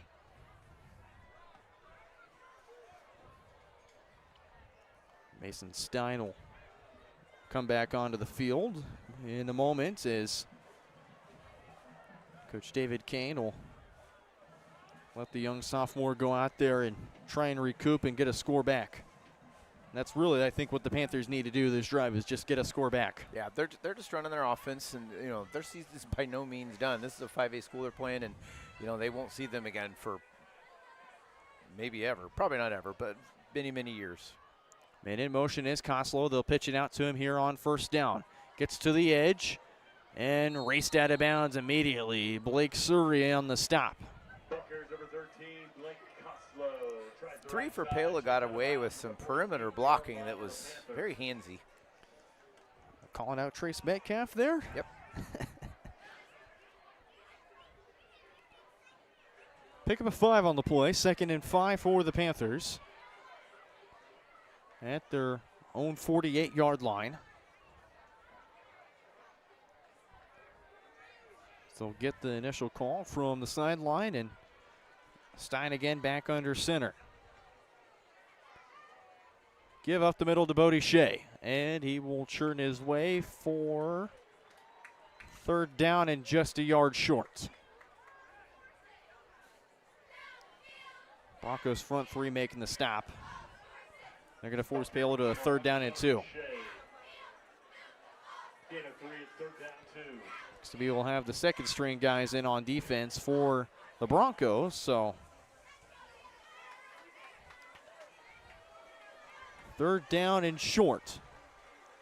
Broncos will send in some pressure. They'll give it to Shea, and he converts on 1st down. Brought down by Jace Thompson.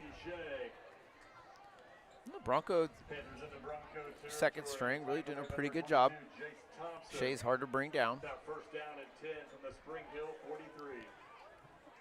Got Zedric Thomas, Brody Torr, and also the likes of Lane Newson, also the front 3 up front. You'll have John Nolan and Jace Thompson to the linebacker core as well. New set of downs for the Panthers. Pitch it out to Bodie Shea. Great block on the perimeter, but brought down past the 40. Another tackle by Jace Thompson. And back out come the 1st string Broncos. Yep, So mass substitution as everybody gets off the field, and I think the Broncos really want to keep this running clock, and that's why they're going to bring their 1st string back in. 2nd and 5. Broncos simulate pressure. They will bring it. Stein. He wants a ball deep down the field. He's got Pacheco to the end zone for the touchdown. Great throw by Stein. He just led Pacheco just enough.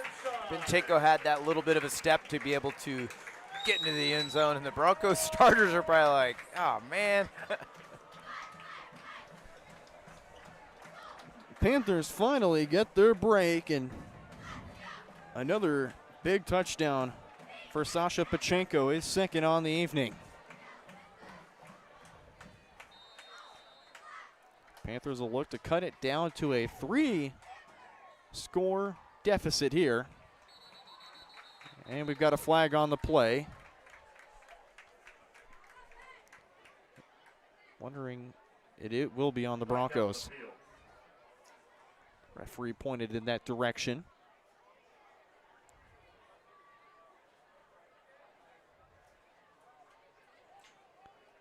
Will be on the Broncos, yes. So be a closer PAT here.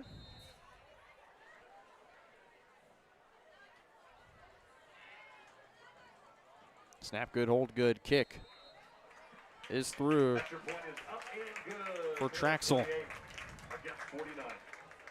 Panthers cut it down to a 3-score deficit.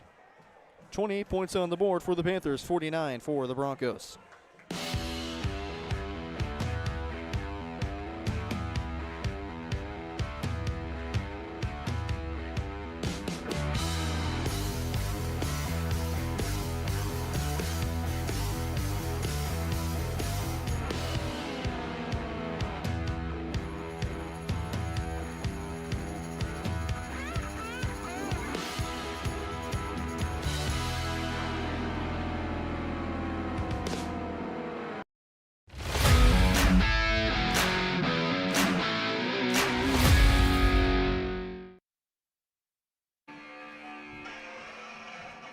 Man, this song always fires me up as we're back here on Spring Hill Sports Live. Matt Jones, Kenny Carbajo, I'm Brendan Bolin. Back here from Paola, Kansas. Panthers finding the end zone.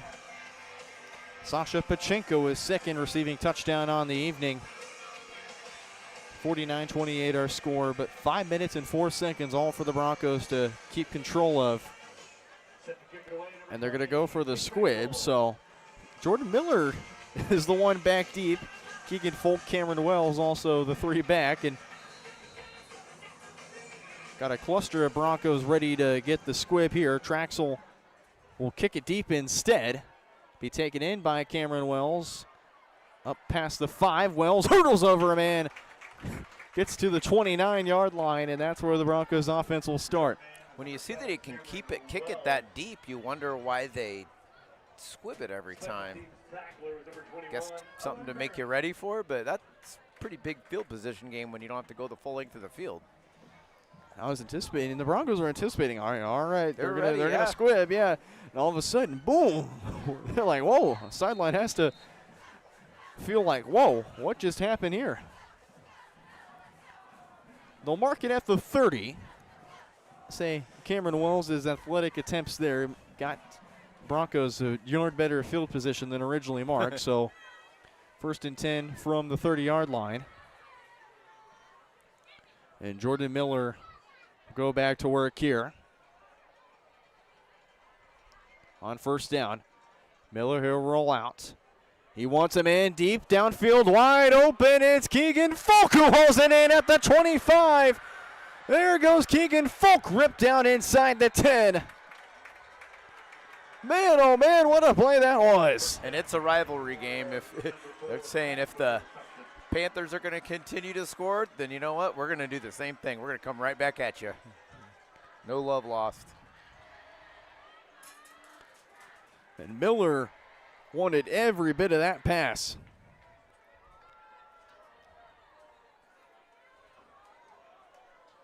"62-yard deep ball to Keegan Folk. The Broncos got 1st and goal at the 8.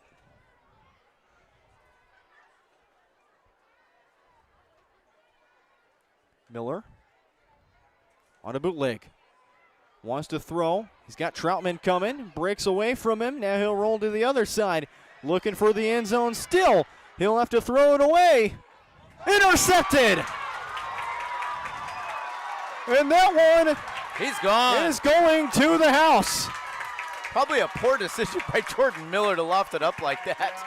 Flag down on the field, however, but Sasha Pachenko might have a pick 6.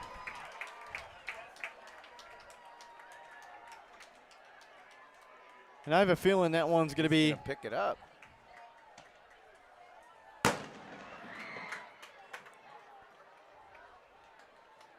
Wonder what's going to happen here. They picked up the flag. They're going to pick up the flag. Give him a touchdown. Sasha Pachenko. And Coach Bouchard's not going to be very happy about that. And we'll go to our Attic Storage of Spring Hill replay here. Looks like it did not get it in time. Okay, so they're going to call a personal foul on Spring Hill. So declined, okay. So they didn't just pick it up, it was declined. Or it could have been, I think they called a personal foul after the play was over. True. Might be on. So PAT for Traxel. And it's blocked! Andrew Poland, the one to get there. And it's a 15-point ball game. Pick 6 for Sasha Pachenko, his 3rd touchdown on the evening. Pretty wild game. I mean, it's been up to a 4-touchdown lead for the Broncos. And Paola comes back, scores, and then a pick 6. And we've got 3 minutes and 52 seconds, so this is still within reach. It's a 2-score game, so the Panthers, they have to get a stop here. You got to look for their onside that they've been practicing seriously all game. So now you have to onside it initially. If you're the Panthers, you don't got much time.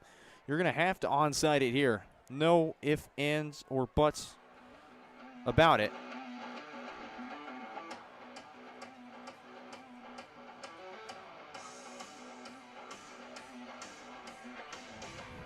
So out comes Nickelback here in Panther Stadium. And the Panther fans who initially filed out, the many who are still here are going to have to anchor this team. Student section's still full, however. Yep. The only thing I've noticed, they haven't used their band other than to perform. As our cameraman, Kate Carbajo, doing a phenomenal job tonight here, per usual. Yeah, look at the student section all dressed up in Minions. So the personal foul penalty will put the ball at the 45 of the Broncos. So Traxel will have a big chance to get an onside here. If they're able to recover, they're within scoring range. Yeah, that penalty could end up being pretty substantial.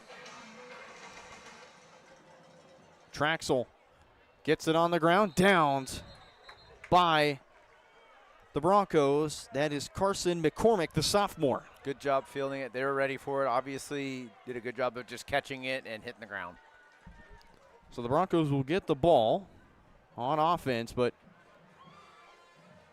start at their own 29-yard. Yeah. Let's just get it out here with nobody getting hurt. Got a 2-touchdown lead. Panthers, they have 3 timeouts. The Broncos just have 1, so you have to think of the timeouts in play too. You'll have to think the Panthers might use it here on this drive especially. So this has got to be, you got to get a first down, and you've got to choose some clock in the process too. And I think they won't start using their timeouts here. They got the 2-minute timeout to their advantage too. Miller, handoff to Kachaver on first down. Kachaver's going to break free. There goes Hank Kachaver. This could foil the play. It's still going on his feet. Cuts inside. Hank Kachaver to the 15-yard line. What an effort by Kachaver. They're checking on him over there. They're trying to help their guy up. Great effort by Kachaver. The dagger in the Panther plans. Just when they needed just an initial tackle on first down, when the Broncos are just going to run it, Kachaver is going to show off his wheels and get all the way to the Panther 16-yard line.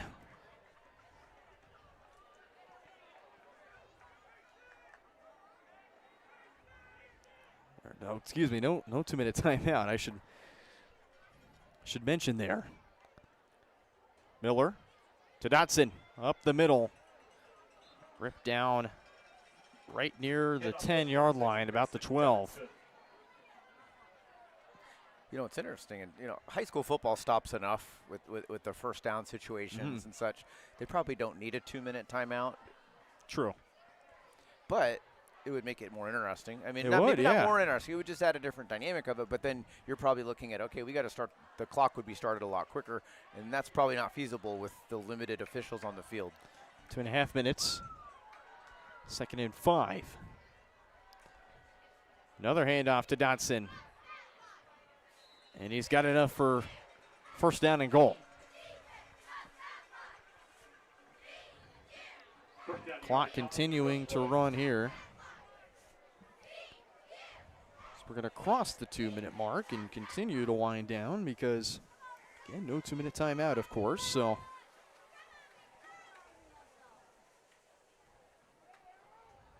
Broncos will take their sweet time here.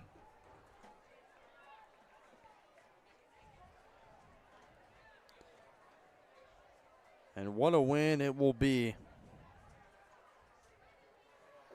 for Spring Hill. Dotson to the end zone for the touchdown.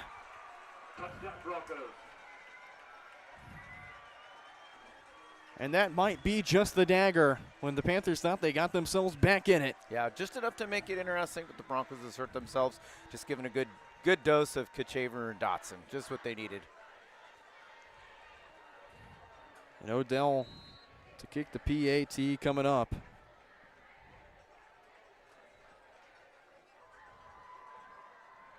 Miller to hold. Kachaver snap good, hold good, kick is good and through. 56-34. Well, if you like points, you saw plenty of them tonight. 90 points combined between these two offenses. Minute 42 to go.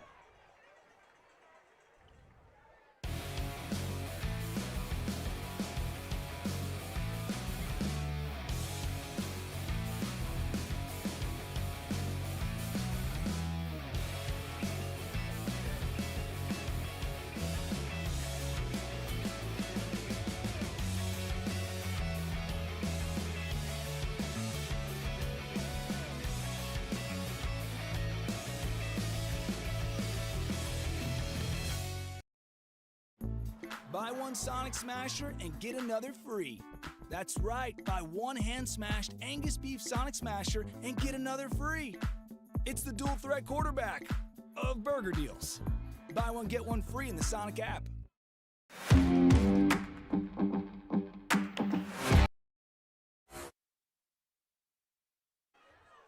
No, your eyes are not deceiving you. Caden Carbajo wanted to show off the Harvest Moon, but just went past the pesky water tower in the distance, so that shot foiled. Keegan Eckert on to kick off for Spring Hill. 3 back deep for the Panthers. This will be taken in by Murdoch. Past the 20 and wrapped up at the 22-yard line. Big tackle right there from number 30. That's Sam Abbott. Return man number 7, Landon Murdoch. Panthers will set up shop at the 22-yard line. And they will keep the original 11, but for the Broncos, they'll also keep most of the original 11 out there. Got a few young guys in there. Sprinkling. Looks like the defensive secondary is the usual gang. Stein under center on first down. They'll give it to Bodie Shea. Trying to break past to get more yardage, but just down at the 28-yard line. Gain of 7. Gain of 7 on that one, tackle down by Carter Rainey. Closing in on just a minute to play. Panthers probably not going to waste any more time. And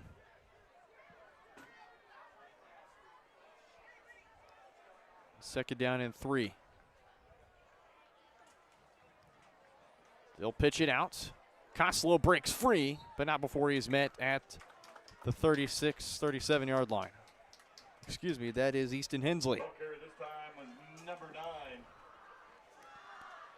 Now under a minute to go, and the Bronco student section are going to claim this victory here.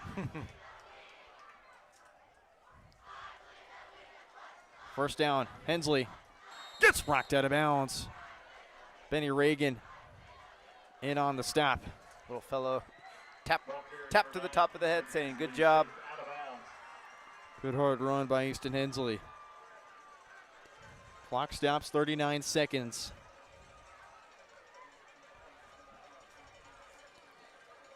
And for Spring Hill, they'll improve to 5-1 on the season. 4-1 in conference play, staying alive for the Frontier League title in their final year. Hensley on the ground. Kyle Stewart wraps him up. But also in there, Carter Rainey and Lane Newson. And that's probably just going to about do it. Yes, it will. Panthers will go to the sideline. And the Panthers, they will fall to 500. 3-3, 1-3 in Frontier League play. But for this Spring Hill Bronco team, 5-1 with a 4-1 conference record. You can't feel any better going into Week 7 against Emporia. Yeah, a little worried about the first half. Broncos asserted themselves, definitely won the adjustment battle coming out of halftime. Liked what we saw for the most part, stuff to clean up, but moving on to Emporia next week, we hit the road and the opportunity to play at Division II football stadium should be pretty cool. Complimentary fireworks being fired off here as Spring Hill takes the 56-34 victory over the Paola Panthers. We'll step aside for just a brief moment. When we come back, it's our Elliot Insurance Group postgame show. We'll break down this game and look forward to next week. And also give you some scores from around the area. That's coming up next here on our postgame show right here on your home of the Broncos. Spring Hill Sports Live, presented by Strody Orthodontics. For 50 years, Elliot Group has been your local insurance partner. With 5 convenient locations, Elliot Group is big enough to offer the best carriers, but small enough to know your name and your insurance needs. Elliot Group is more than just insurance. They're a part of each community they serve, with a wide variety of insurance solutions to help your unique challenges. Elliot Group, where they're there for you today and for years to come. Visit them at any of their 5 locations or at elliotinsurancegroup.com. At Fort Scott Community College, we understand that a scary part of figuring out your future isn't only answering the question, what should I do, but where do I belong? Maybe you belong here, studying animal science or learning about farm and ranch management. maybe you belong here as part of Helms Hoops on the hardwood. I don't know where you've been or where you're headed, but I know we're saving a spot for you because you belong at Fort Scott Community College.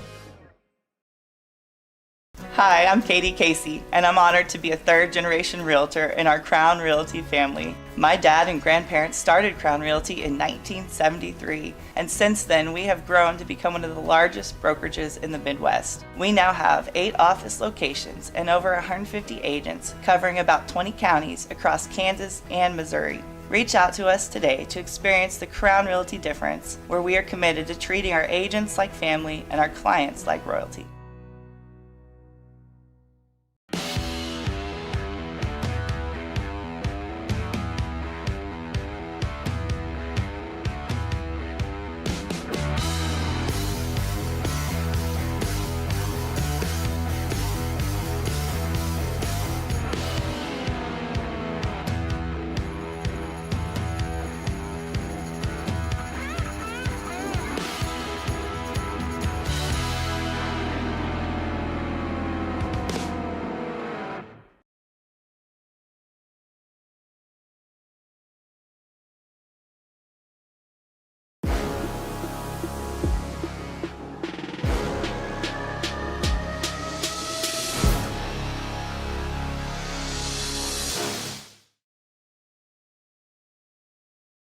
Looking for as they're back here from Paola, Kansas, Panther Stadium, home of the Paola Panthers. Broncos take this one by a final score of 56-34. Brendan Bowen, Matt Jones, Katie Carbajo here with our Elliot Insurance Group post-game show. At Elliot Group, they believe building strong relationships with their clients and their community is the best way to serve them both, with offices throughout the area and online at elliotinsurancegroup.com. Some of the final numbers for this one, thanks to Aaron Feely over at Paola Sports Live for the live statistics. Always great to have him. Jordan Miller, 6 of 13 through the air, 145 yards, no touchdowns, 1 interception, 422 on the ground for a rushing touchdown. Hank Kachaver, 11 carries for 179 yards and 3 touchdowns. He also had 2 receptions for 13 yards. Mason Dodson, 10 rushes for 74 yards and 2 touchdowns. He had 1 reception for 52 yards. 2 receptions for 75 yards for Keegan Folk. So those are about the offensive numbers right there. 3 interceptions for the Broncos. Kyle Stewart's. Also had Carter Rainey in there as well. And also 1 from Jake Weiss. So 3 interceptions. Brooks Bear had a fumble return, touchdown, and I mean, just a phenomenal game again from the Broncos. All 3 phases doing their parts, getting the job done here. And they had a really rough start in the first half, but they fired back, got to the tie ball game. Well, what did you see in the second half? Well, in the second half, in the first half, the Broncos were able to get back in the game with defense and special teams, some miscues by Paola. But in the second half, they just outplayed Paola on both sides of the ball. I think the platooning, it wore out the Panthers. I also think that the Broncos made better adjustments coming out of halftime. They were able to just run north and south. They were able to keep it pretty simple. And defensively, they were able to find the gaps where Paola was weak. They were able to get through there, and they were able to be much more disruptive than they were in the first half. Gathering up some final scores, and this was quite the night of upsets, and we'll start with the UKC. The Leavenworth Pioneers down DeSoto 27-14. Yeah, that was surprising to me. I figured DeSoto would win that one, but Leavenworth is a sneaky 5-1. Very sneaky 5-1. We'll go over the 2 games that happened on Thursday. We'll start off in Topeka. The Highland Park Scots got it done against Atchison 42-18. Atchison dropping to 3A next year due to enrollment. And then Free State taking on Shawnee Mission South. It was all Firebirds 44-14 the final in that one. A phenomenal night from Lawrence Free State getting themselves back in order there. Much needed win for the Firebirds. Looking over some other scores. Olathe East falls to Gardner Edgerton 41-20, and Gardner, they needed a win to bounce back. Olathe West got the best of them there, but this time they'll pick up the win there. West, they're up right now 45-20 over Mill Valley, 3:50 remaining. That's a bit of a surprise. Caden Carbajo, I think he called it this afternoon. He felt good about the Owls. He is feeling good. And how about another upset? We're going to go to Topeka again. This time, Shawnee Heights gets it done against Topeka Seaman, 20-3, the final score in that one. And for Shawnee Heights, they have a really talented program. If you remember Aiden Scott at quarterback, he can throw the ball really Scott's deep. a great quarterback. We played him last year in the first round of the playoffs, and he's a force. St. James Academy takes down Blue Valley North 28-20, a very close score in that one. Blue Valley North, you know, everybody kind of heard about Gene Weir resigning this week due to some unfortunate situations. So, you know, Blue Valley North right now is kind of trying to find their way. They got an interim coach, and we'll see what they can do to salvage the rest of the year. Blake Mudd takes over as the coach for the rest of the season, but propels his team just to lose by 8 to the perennial powerhouse in St. James Academy by just 8 points. St. Pius X downs Bishop Miege 45-21, the final in that one. Big win for St. Pius X. They dropped to Aquinas last week, or they beat St. James, or they just barely lost to St. James last week, but this time they get the better of another school in Kansas, being Bishop Miege.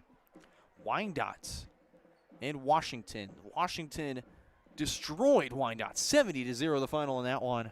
They've scored 184 points in 2 weeks.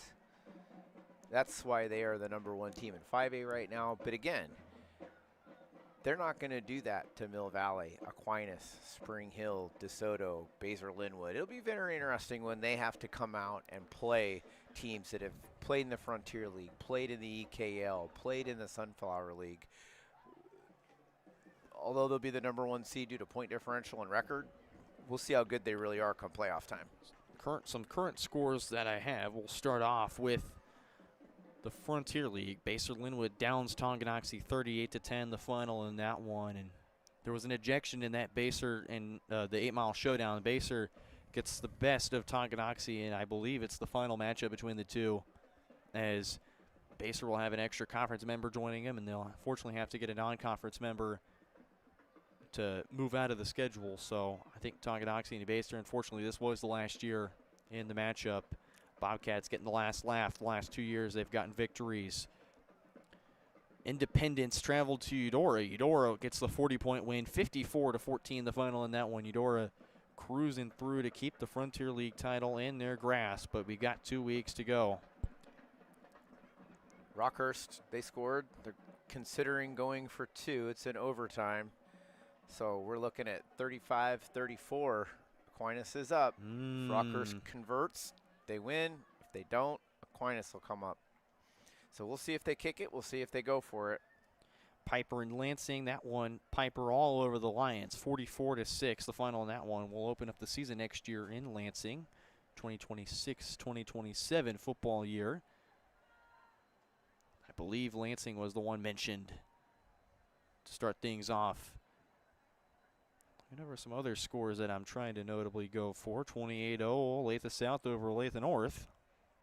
Oh, good. Olathe West over Mill Valley, 38-20. So I guess Olathe West is stealing the show in Shawnee, about 15 minutes from my house. So right. That's an interesting score. That's an interesting score. And again, mention the Rockhurst St. Thomas Aquinas score. Blue Valley Southwest falls to Blue Valley West 49-9. So the Tigers needed a win, or the Jaguars, I should say, needed to get a win, and they got one. And Blue Valley Southwest falls to 0-6 on the year. Oh, how they have fallen. They fell quick. They fell hard from that state semifinal team with Dylan Dunn and company a couple years ago. I got to call that second round game against the Lansing Lions, and they took care of them quickly. But Dylan Dunn now at Butler Community College looking to get himself some reps after being initially committed to BYU before redshirting and transferring. So, I mean, man, it's been quite an interesting 2 years since we started out, and now we look at it and it's like, oh my goodness. Santa Fe Trail all over Baldwin right now, 42-21. That game, of course, still in progress. So, interesting enough. Late game. Ottawa taking on Bonner Springs. The Cyclones lead at 13-0. Bonner Springs still trying to find their first points since against Spring Hill. Back their first game of the season. And that was just a one big play, if I recall. It was, yeah.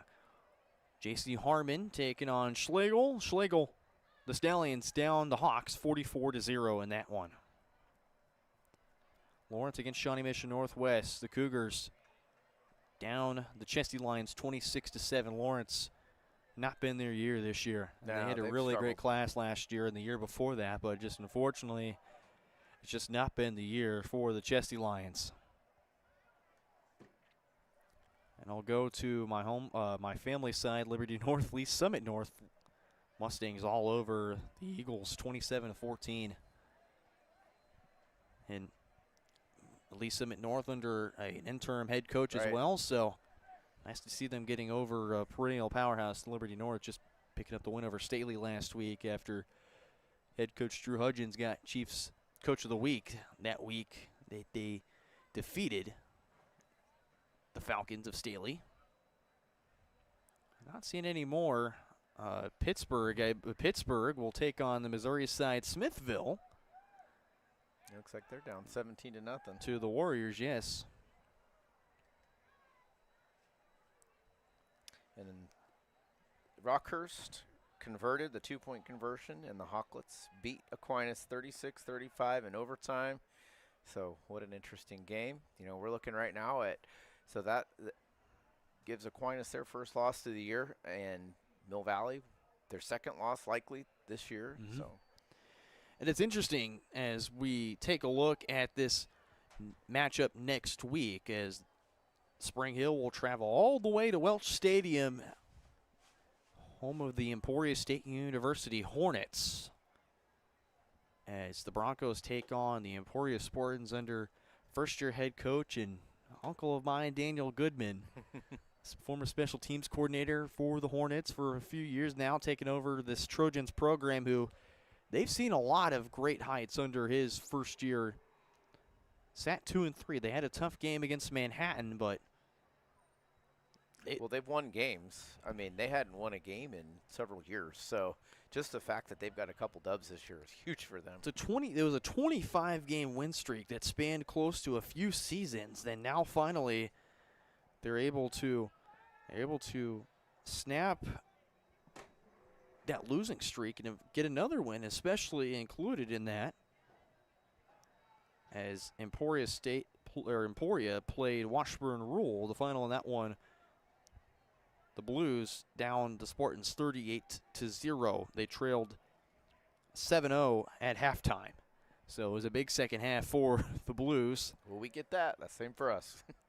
Emporia falls to 2-4 on the season, as that is where they'll take on the Broncos. And you have to understand, for Spring Hill, and this is not an excuse, I should mention, Emporia plays in a very tough conference. You have Washburn Rule. Centennial is brutal. You have Manhattan in there as well. Junction City. Yeah, these are really good quality schools that Emporia is playing. And that's also a new offense, and an offense that Spring Hill kind of struggled against. Eudor runs the flex bone, but initially Emporia runs the wishbone triple option. So this will be an interesting offense that we're going to see.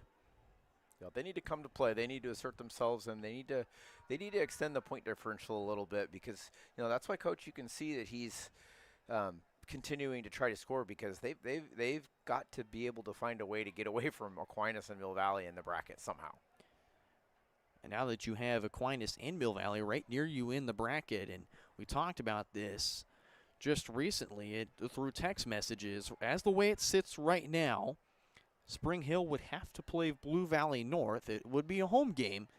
If they win, they would take on the winner of Mill Valley and Harmon. That's how it sat before any games went on today, I should mention. So if the playoffs started today, then that's the matchup we'd be seeing. We'd be at home. Broncos, Mustangs of Blue Valley North.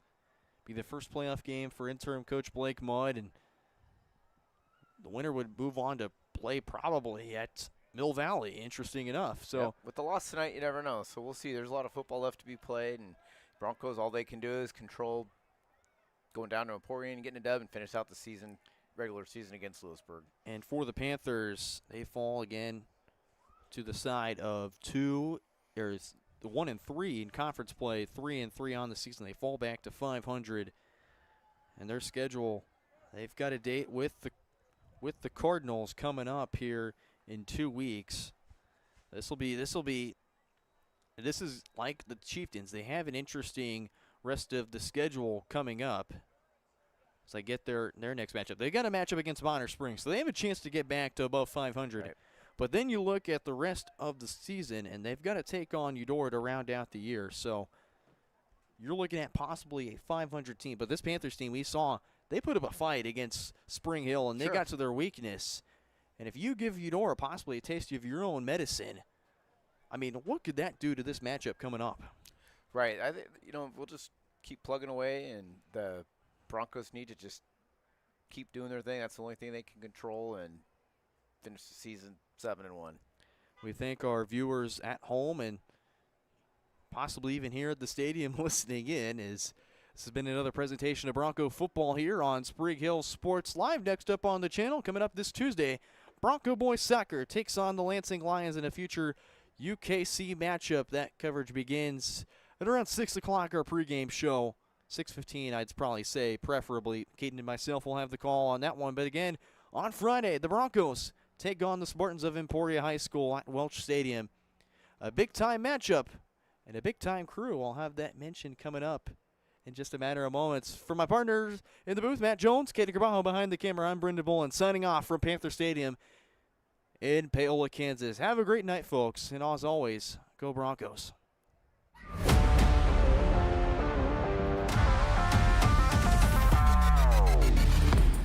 From the gridiron to the hardcourt, the pitch to the mat, don't miss any of the action.